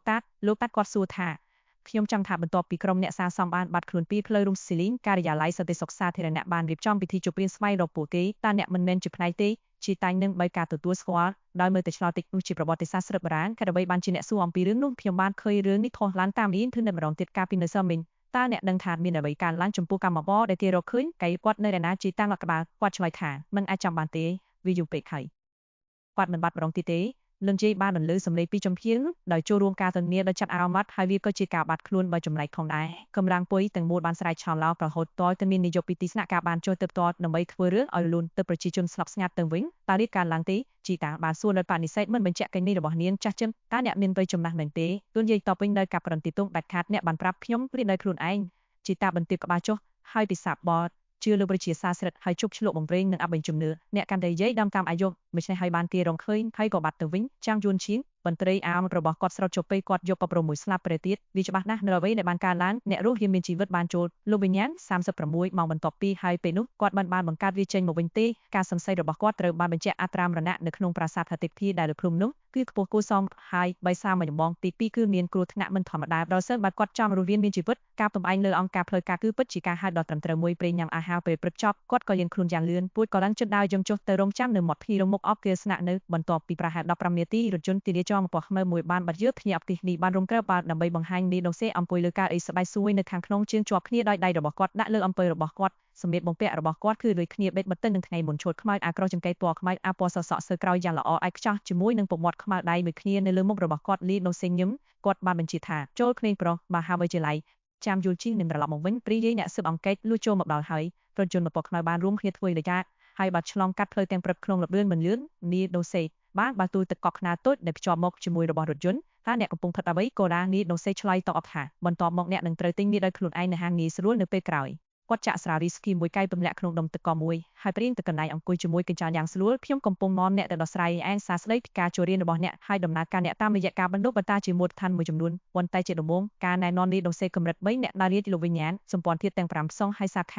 ាកាំងចាំស្របទី2ជួប7436ថ្នាក់កៃដិតចាងយូជីនឆ្នោតមានថ្នាក់ផ្សេងទៀតក្រៅពីគាត់ដាក់ទឹកមុខយកចិត្តទុកដាក់បំផុតទោះបីជាមានសំណួរវិលមកក្នុងក្បាលក៏ដោយក៏គាត់មិនរំខានដែរក្នុងនាមជាមនុស្សម្នាក់ដែលមានជំនាញក្នុងការរកប្រកសិលគាត់ដឹងថាការកាត់ដំណើរអ្នកចេញពីការកាត់ទូពាក់កណ្ដាលគឺជាទម្រង់មិនល្អគាត់មិនគៀបនឹងបាត់បង់ពិន្ទុល្បីដែលតូចតែនោះទេលីដូសេញញ៉ាំស្រាវីស្គីរបស់គាត់អនុញ្ញាតឲ្យខ្ញុំចាប់ផ្ដើមដោយប្រាប់អ្នកពីអ្វីដែលនោះវិញ្ញាណតាមពិតទៅចាងយូជីនភ្ញាក់ឲ្យភ្លាម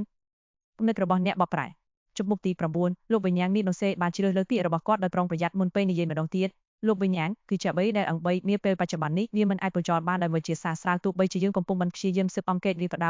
យយើងនៅតែមិនទាន់យល់ច្បាស់ថានេះជាអ្វីលោកវិញ្ញាណមាននៅក្នុងការពិតប៉ុន្តែវាដំណើរការនៅខាងក្រៅរបស់វាមានតែអ្នកដែលត្រូវបានជ្រើសរើសប៉ុណ្ណោះដែលអាចចូលបានចូលរបៀបជ្រើសរើសគាត់យកស្រាវីស្គីមួយកែងហើយញឹមគាត់បាននិយាយថាអ្នកបានជួបប្រទះនឹងវាផ្ទាល់រួចហើយកាត់ចាំជួនជីនឆ្លើយតបពីភៀមនីដងសេធ្លាប់ក្បាលតិចគាត់បញ្ចោលថាវាត្រូវបានគេហៅថាការទូអង្គអ្នកដែលទទួលបានមួយត្រូវបានផ្ដល់ឲ្យនៅដំណើរស្វែងរកសារបងឆ្លងកាត់ការសារបងហើយអ្នកទទួលបានថ្នាក់នៃត្រូវគ្នាព្រមជាមួយនឹងជំនាញនិងលក្ខណៈរបស់ថ្នាក់នោះយើងមិនទាន់រកឃើញយើងការដែលលោកវិញ្ញាណជ្រើសរើសអ្នកណារាយទាំងឡាយរបស់វាទេហើយនីតិសាស្ត្រដែលកាត់តួអង្គទាំងឡាយត្រូវបានចែកចាយក៏មិនត្រូវបានជួសជុលដែរពេលខ្លះការក្រន់ទាំងលេចឡើងនៅក្នុងខ្លួនរបស់នរណាម្នាក់ពេលខ្លះមនុស្សម្នាក់រកឃើញមួយនៅម្ខាងនៃភ្លើងពេលខ្លះវាអាចកើតឡើងនៅពេលដែលនរណាម្នាក់ចិត្តលឿនដំណើរជាប់លើអ៊ីនធឺណិតប្រជ័យដឹងការបញ្ចប់ការជំនុំជម្រះគឺគ្រាន់តែជាការចាប់ផ្ដើមប្រសិនបើអ្នកដែលលាតលោកវិញ្ញាណចង់កម្រិតឡើងនិងរីចម្រើនខ្លាំងពួកគេត្រូវតែបន្តទទួលយកដំណើរស្វែងរកហើយបញ្ចូលលោកវិញ្ញាណប៉ុន្តែកុំបានរំដំណើរស្វែងរកបណ្ឌិតឡើងញឹកញាប់នោះទេហើយមិនមែនគ្រប់សេណារីយ៉ូលោកវិញ្ញាណគឺជាការគំរាមកំហែងដល់អាយុជីវិតនោះទេ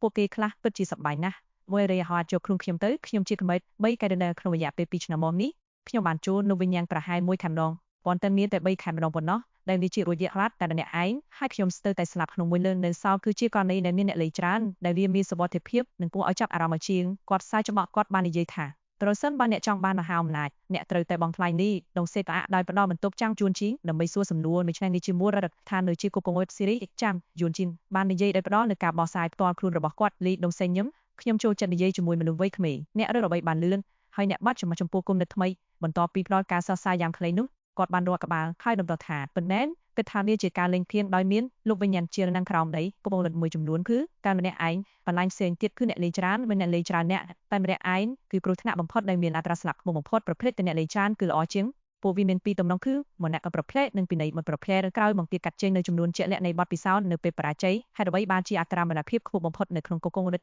តែអ្នកឯងចាងជួនជីមសួនរលីដូសេចាត់ទុកថានេះជាភាពនៅក្នុងលោកវិញ្ញាណច្រើនអ្នកទាំងឡាយអ្នកជួបប្រកាសអ្នកដារៀទាំងឡាយនៃថ្នាក់ផ្សេងទៀតគាត់តែទួយទីខ្លាត់ការម្នាក់ឯងគឺជាអ្នកចំពោះថ្នាក់ផ្ទាល់ខ្លួនរបស់អ្នកយក Prenessment ជាបើទីខ្លាត់នៅកម្រិតអតីតលោកគេសមត្ថភាពរបស់យើងមើលជុំវិញការយល់ឃើញការតាមដានមានការវិភាគ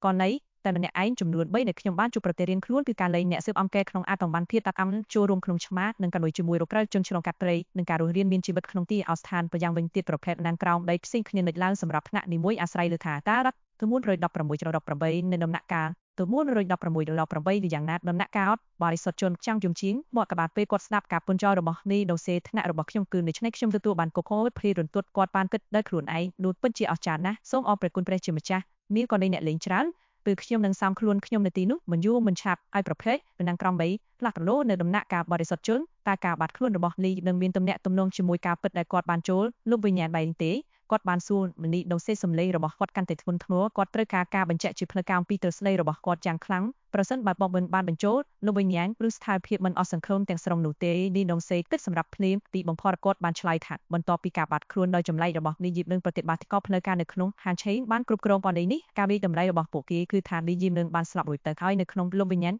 ចាងជួនឈីនមានអារម្មណ៍ថាបេះដូងរបស់គាត់លើកមួយផ្លែតការថប់បារម្ភនិងការភ័យស្លន់ស្លោបានកើនឡើងតាមរយៈគាត់មិនអាចបង្ក្រាបហេតុអ្វីគាត់បានទាមទារនេះគឺដោយសារតែពេលវេលាបានកន្លងផុតទៅច្រើនពេកព្រោះរាអត់លោកវិញ្ញាណធម្មតាចាស់ហើយណាស់នៅកម្រិតអតីតលោកគេមានរយៈពេលពីច្រើនម៉ោងទៅមួយថ្ងៃទៅ2ថ្ងៃយ៉ាងច្រើនបំផុតកម្រិតអតីតលោកគេគ្រប់នឹងតបកម្រិត1ដល់3លេខយីនឹងបានបាត់អស់រយៈពេល1ថ្ងៃចុះអាណាកិននៅខាងលើកម្រិតអតីតលោកគេនោះមិនច្បាស់ទាំងស្រុងទេបន្តែវាគួរតែមានករណីដែលមានរយៈពេលយូរជាងនេះប្រហែលជាបងមិនគឺជាអ្នកដែលរាយលោកវិញ្ញាណបើមានដល់តពោចាំងយួនជាងកិច្ចនោះគឺជាការលូលំតែមួយគត់ដែលគាត់អាចផ្ដល់ជួសខ្លួនឯងបានដោយមើលឃើញពីសមត្ថភាពនិងចំណេះដឹងបច្ចុប្បន្នរបស់គាត់គ្មានអំណាចទេនៅពេលដែលវាមកដល់ការស៊ើបអង្កេតការបាត់ខ្លួនរបស់បងមិនការចូលរួមក្នុងអង្គការផ្លូវការនិងធានាការរស់រានមានជីវិតរបស់គាត់គឺជាអាទិភាពសំខាន់បំផុតពីដងសេរីទឹកមាត់សំបំពងអនលោកបានមានប្រសាសន៍ថាបងពុននិងខ្ញុំណែនាំអ្នកទៅកាន់ស្ថាប័នផ្លូវការមានបញ្ហាសំខាន់មួយតើពិន្ទុសីលធម៌របស់អ្នកគឺជាអ្វី60តម្លៃចាប់ផ្ដើមនេះនឹងចាំជួនឈីឆ្លៃដោយស្មោះត្រង់និងលីនដងសេមកក្បាលសម្រាប់អ្នកចំណូលថ្មីដោយអ្នកសិលធម៌គឺជាអន្ទាក់ធំបំផុតសូមចាំថាខេត្តអីក៏និយាយអញ្ចឹងតើអ្នកចាំមិនយងខាងក្រោមតារាងសិលធម៌ទេ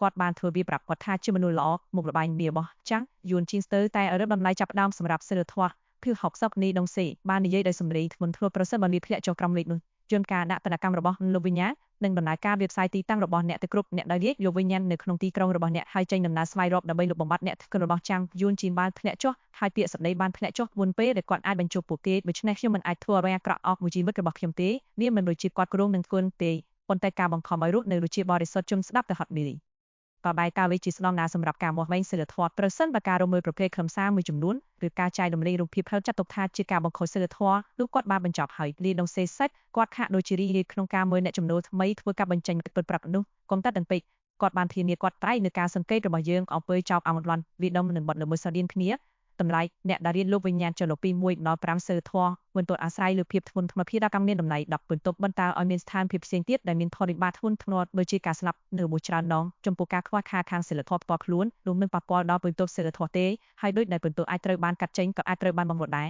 ដូច្នេះការណែនាំធ្វើជាមនុស្សល្អយន្តការស្ដាប់ទៅហាក់ដូចជាវាត្រូវបានបង្កើតឡើងជាពិសេសដើម្បីទប់ស្កាត់អ្នកដែលរាជលោកវិញ្ញាណទាំងឡាយប៉ុន្តែហេតុអ្វីបានជាលោកវិញ្ញាណចង់ខត់ពួកគេសិលធម៌ច្បាប់ទាំងនេះគឺជាសំណងដែលមនុស្សបានបង្កើតដើម្បីឲ្យសានតាប់ធ្មត់ទេសត្វផ្សេងទៀតនៅក្នុងធម្មជាតិត្រូវការពួកគេម្យ៉ាងទៀតប្រសិនបើប្រលោកវិញ្ញាណមានភាពស៊ីសម្បាក់គ្នាជាមួយនឹងមនុស្សជាតិនឹងវត្តភាពនៃសេតសិលធម៌មិនសោះហេតុថយតរទៅសោះប៉ុន្តែលោកវិញ្ញាណគឺជាបាត់ពលអបពលហាត់ចាំងយួនជីនបន្ត្រីគាត់មានអារម្មណ៍ថាការរត់ដល់បាត់នេះនៅសភាពផ្ទៃមិនសមហេតុផលប៉ុន្តែចាប់តាំងពីលីដងសេមិនបានមកដល់ការពន្យល់ពីទំនងជាមានន័យថាសម្បីតែគាត់មិនដឹងពីហេតុផលក៏ដោយ ពីការសន្ទនារបស់ពួកគេរហូតមកដល់ពេលនេះវាច្បាស់ណាស់ថាការយល់ដឹងរបស់រដ្ឋាភិបាលអំពីលោកវិញ្ញាណមាននៅកំណត់របស់វាខ្ញុំឃើញទេឆ្លោតថាវាជាអន្តៈសម្រាប់អ្នកជំនួសថ្មីចាំងយួនជីនបាននិយាយដោយសម្លេងរបស់គាត់ដែលឆ្លុះបញ្ចាំងពីការពិតថ្មីនេះដូច្នេះតើអ្នកប្រមូលសីលធម៌យ៉ាងមិនដេចអ្នកថ្មីថ្មោងដែលទទួលបានមហាអំណាចមានទំនួលប្រើប្រាស់ពួកគេដើម្បីសម្រេចបាននូវអ្វីដែលពួកគេតែងតែចង់បានប៉ុន្តែមិនអាចធ្វើទៅបានបើជាការរំលួយជាដើមហើយគ្រប់មធ្យោបាយដែលលឿនបំផុតក្នុងការរំលួយត្រូវបានបន្ទទុកតាមក្រមច្បាប់តើមានអ្វីទៀតគាត់ឆ្ងល់តើការផ្ដល់ជំនួយក្រែងរដ្ឋបាលស្ព្រេវិញក្មេងក្រៃក៏តម្លៃសីលធម៌ពេញទុនដែរទេក្នុងនិយមន័យរបស់លោកវិញ្ញាណតើបែបនេះនឹងធ្លាក់ទៅក្រោមការបរាជ័យខាងសីលធម៌ផ្ទាល់ខ្លួនឬស្រាមភាពអូក្រិតអង្គគាត់មិនហ៊ានសួរសំណួរពិសេសនោះទេ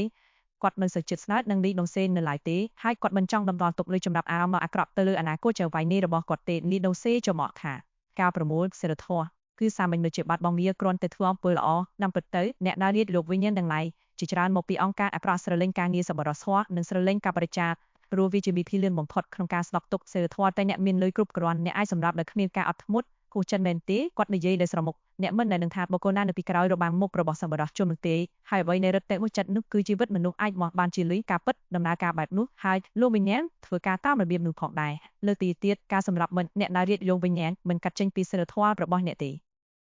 េលីដុងសេបានផ្ដល់ពេលវេលាខ្លះសម្រាប់ចាងយួនជីនដើម្បីរំលាយព័ត៌មាននៅលើដំបូងនេះមុនពេលបន្ទាប់សូមនិយាយអំពីអង្គការផ្លូវការយើងជាសមាជិកនៃអង្គការមួយហៅថាសម្ព័ន្ធភាពទាំង5ដែលមានសភាពនៃបាក់ពួកធំចំនួន5គឺសាមផ្កា100កងតុកខ្លះក្រុមភ្លើងក្រហមព្រះបរមរាជវាំងព្រះទឹកនៅតុលាការកណ្ដាលប៉ះទាំង7តំណាងឲ្យ5ថ្នាក់ព្រះកេសីភ្លើងខ្មោចទឹកនិងវិញ្ញាណដីព្យាបាទគុំនិតមួយបានអន្តរចូលទៅក្នុងស្មារតីរបស់ចាងយួនជីនហើយបីបានជាស្ថាប័នផ្លូវការជាមួយឋាននៃក្រុមបិសាចនិងបិសាចក្រៅពីសម្ព័ន្ធភាពទាំង5មានអង្គការជាច្រើនទៀតដែលមានការគាំទ្រពីរដ្ឋាភិបាលលីដុងសេបានខ្ញុំនឹងផ្ញើឯកសារឲ្យអ្នកនៅពេលក្រោយគាត់បានបង្មើលកាយរបស់គាត់នៅក្នុងដៃរបស់គាត់ក្រុមទាំង5នៅក្នុងសម្ព័ន្ធទើបតែបានរួមគ្នាបង្កើតសម្ព័ន្ធភាពនេះក្នុងរយៈពេល20ឆ្នាំចុងក្រោយនេះមុននឹងពួកគេបានដំណើរការដោយឯងហើយទំនាក់ទំនងរៀងពួកគេគឺមិនមានភាពលួចលារាក់ទាក់នោះទេវិជាប់ទៅនឹងវត្តនៃការបង្កើតនិងការបំផ្លាញនៃគ្រប់គ្រងបៃធាទាំង5ក៏ដូចជាភាពខុសគ្នាខាងនិស័យវាងវណ្ណៈគាត់បានយកគេចាក់របស់គាត់ហើយក៏រីកបាលវយរហ័សសូមយកស្លាកអង្គការ100និងអារ៉ាឈើទាំងឡាយរបស់ពួកគេ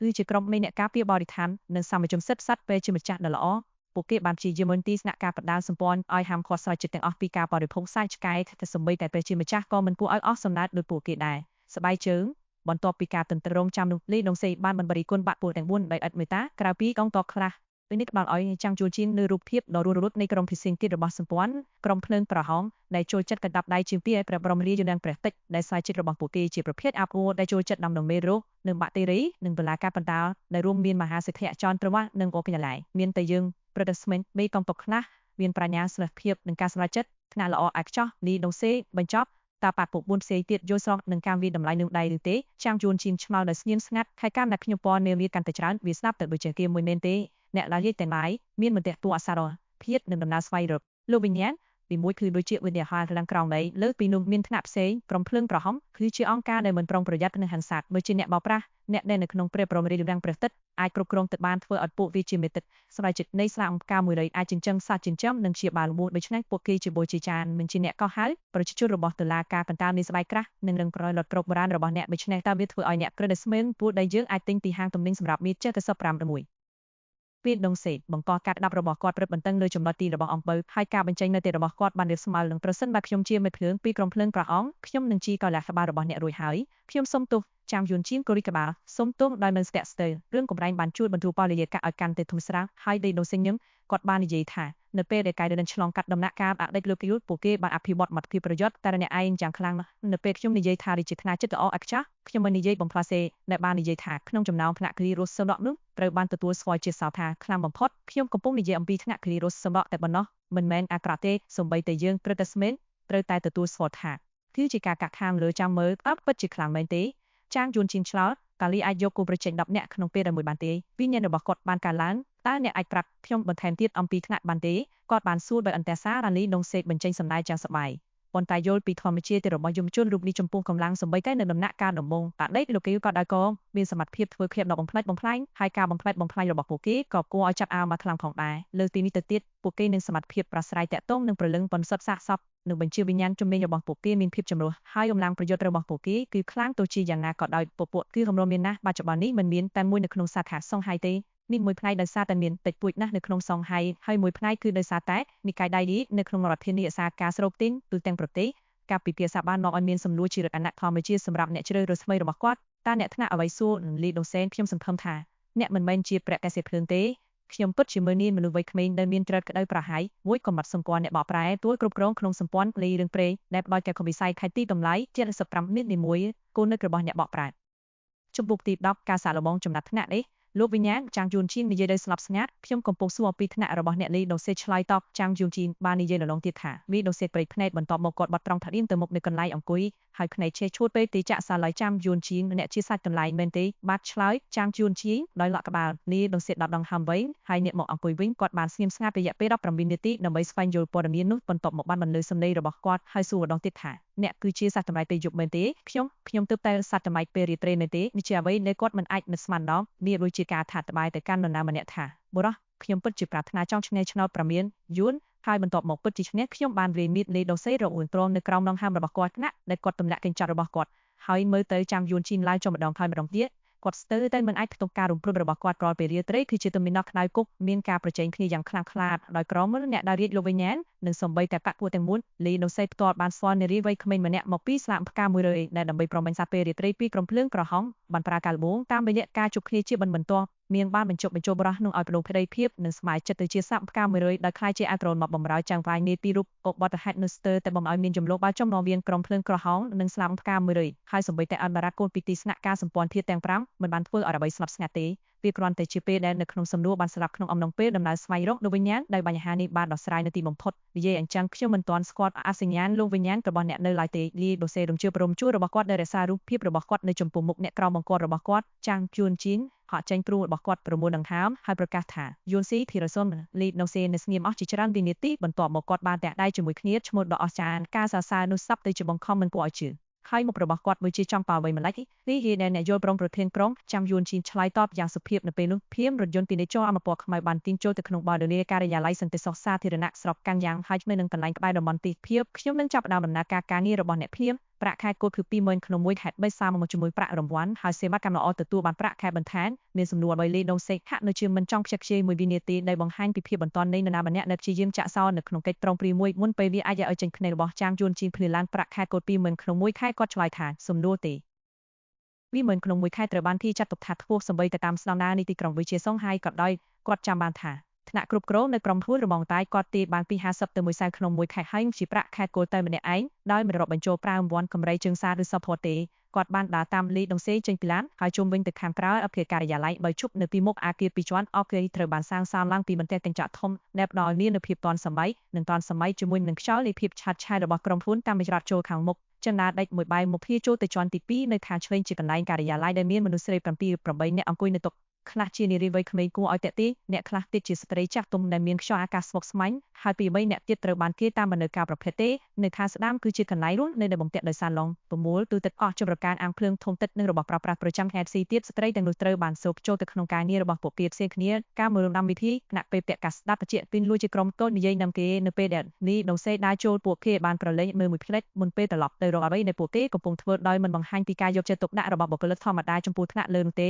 បរិយាកាសការិយាល័យនេះគឺជាអ្វីដែលខ្ញុំអាចទទួលបានចាំងយួនជីនពិតខ្លួនឯងលីដូសេមិននៅស្ងៀមទេគាត់បានដឹកនាំចាំងយួនជីនឆ្ពោះទៅកាន់ចិត្តដើរដៃបន្ទាប់មកស្រាប់តែងាកមកក្រោយទាំងនេះគឺជាបុគ្គលិកធម្មតាពួកគេមានតែមួយគត់ដើម្បីគាំទ្រពួកយើងអ្នកដែលរៀនលោកវិញ្ញាណទាំងឡាយប្រសិនបើអ្នកត្រូវការអ្វីនៅក្នុងការងារវិជីវិតប្រចាំថ្ងៃរបស់អ្នកទៅមុខសូមសួរពួកគេចាំងយួនឈីនវត្តក្បាលជំនួយការងារនិងលេខាជីវិតក្នុងម្នាក់គាត់បានគិតពេលឡើងបានជាន់ទី2សម្ដីជជែកគ្នាពីខាងក្រោមក្រលត់ទៅប្លង់នៅជាន់ទី2គឺសាមញ្ញជាងផ្នែកខាងឆ្វេងទាំងមូលគឺជាការិយាល័យផ្ទាល់ខ្លួនរបស់លីណូសេណាពេលដែលមានតចំនួន9នៅខាងស្ដាំដៃភាគច្រើនគឺទៅទេ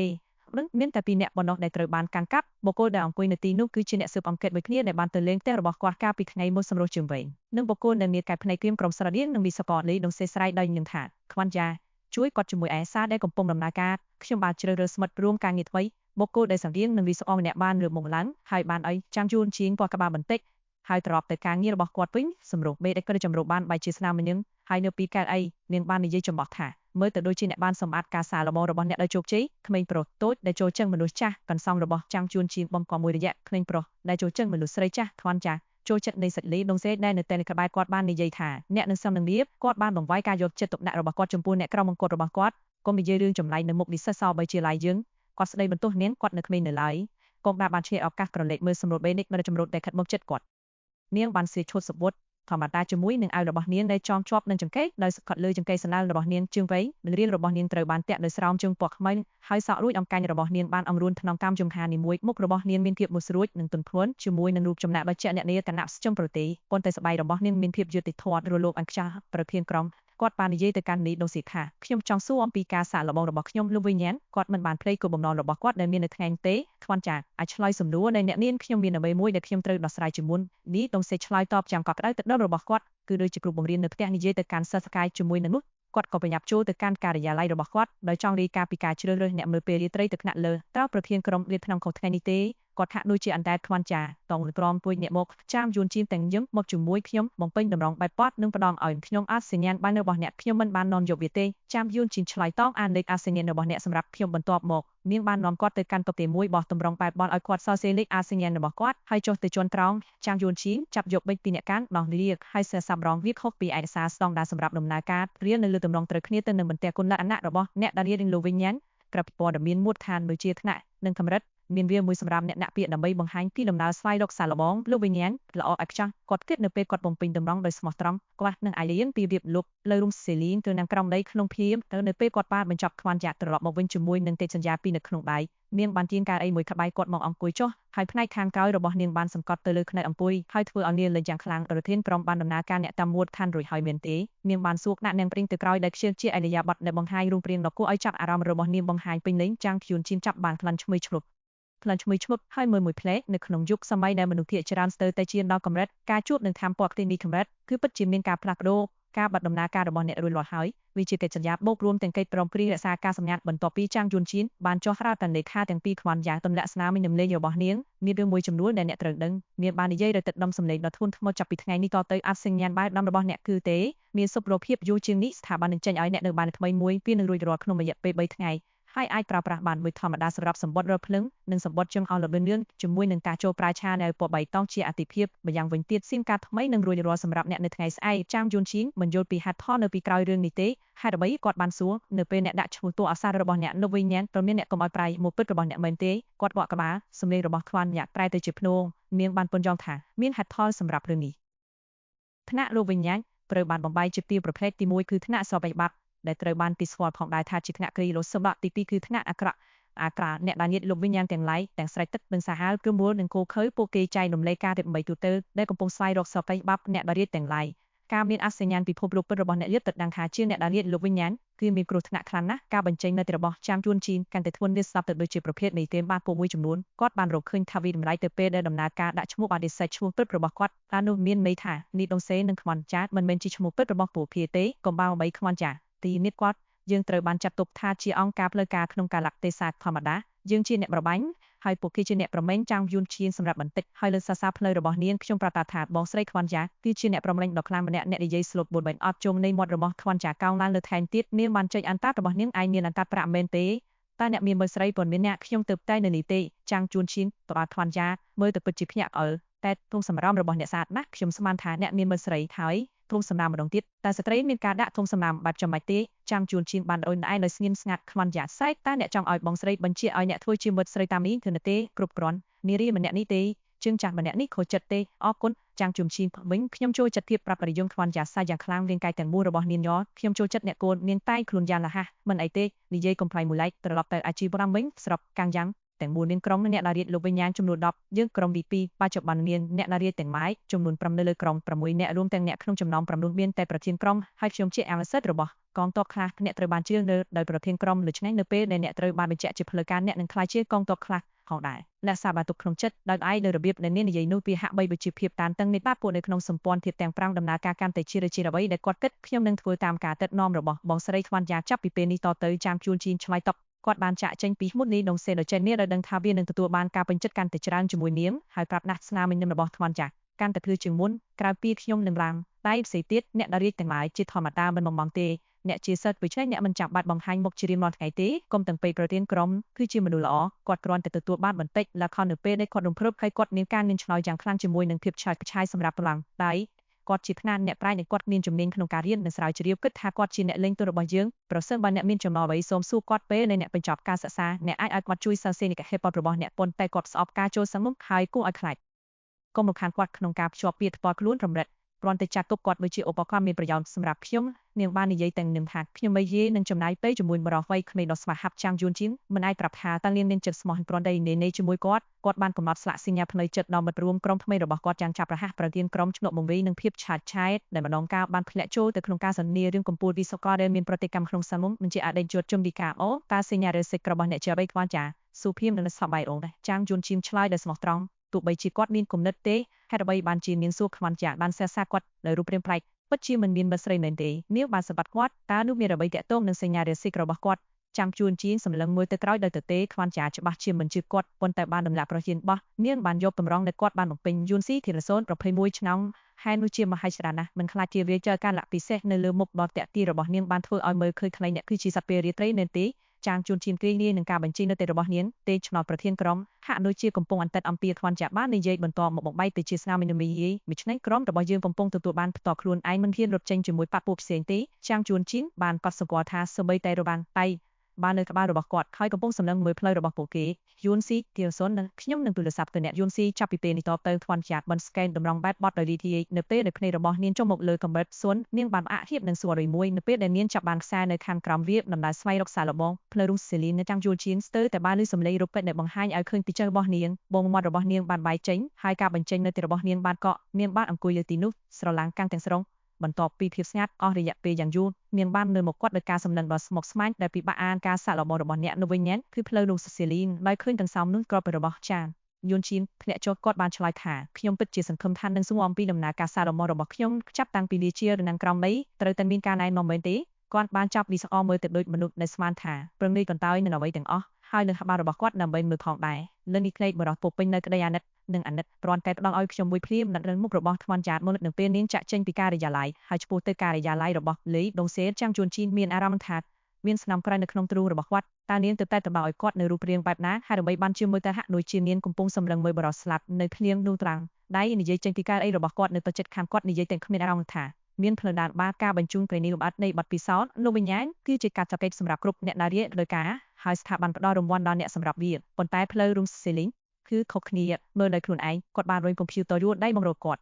់ចាំជួនជីបានយកវាជាមួយការចង់ឃើញនិងភាពមិនសប្បាយចិត្តនៅលើអេក្រង់គឺជាឯកសារបាត់ចំបោះសងហៃលោកវិញ្ញាណសាររបស់ទាំងឡាយការចងក្រងរបានក្រាសាធំចំណាត់ថ្នាក់ស៊ីគោលបំណងព្រោះនៅរហូតដល់ព្រឹកព្រលឹមគ្រោះថ្នាក់រួមមានខ្មោចចោកនិងភ្លោខ្មោចនៅខាងក្រៅភូមិនៅពេលដែលខ្មោចឈូមករត់ជីវិតអ្នកដារត្រូវតែឈរនៅលើក្បាលរបស់ពួកគេដើម្បីជៀសវាងគ្រោះថ្នាក់អ្នកដែលមានកម្លាំងខ្សោយអាចអធិដ្ឋានបានតែប៉ុណ្ណោះព្រលឹមពីភ្នោគ្មានមនុស្សមកចំរងពេញភូមិទាំងកន្តើអាត្រិតអ្នកដារត្រូវកំណត់ទីតាំងទៀននិងទុកគ្នានៅហាងងាយស្រួលក្នុងភូមិហើយការបំភ្លឺពួកគេការពារអ្នកដារពីការហាយចេញនៅក្រុមខ្មោចបាត់លេងកាំងអាងស្តុកទឹកចំណាត់ថ្នាក់មេគោលបំណងហើយទឹកឆ្លងកាត់អាងស្តុកទឹកក្នុងអំឡុងពេលឆ្លងកាត់ខ្មោចទឹកនឹងព្យាយាមអ្នកនៅក្រោមកុំប្រឆាំងទប់ដង្ហើមរបស់អ្នកហើយដាក់នៅក្រោមទឹករយៈពេល2នាទីបន្ទាប់មកខ្មោចទឹកនឹងចាក់ចេញនៅខ្លួនឯងរណកូនក្រមុំខ្មោចចំណាត់ថ្នាក់ដែលគោលបំណងចំណាយពេលជប់អាបតែពីពេលជាមួយកូនក្រមុំខ្មោចរហូតដល់ព្រឹកព្រលឹម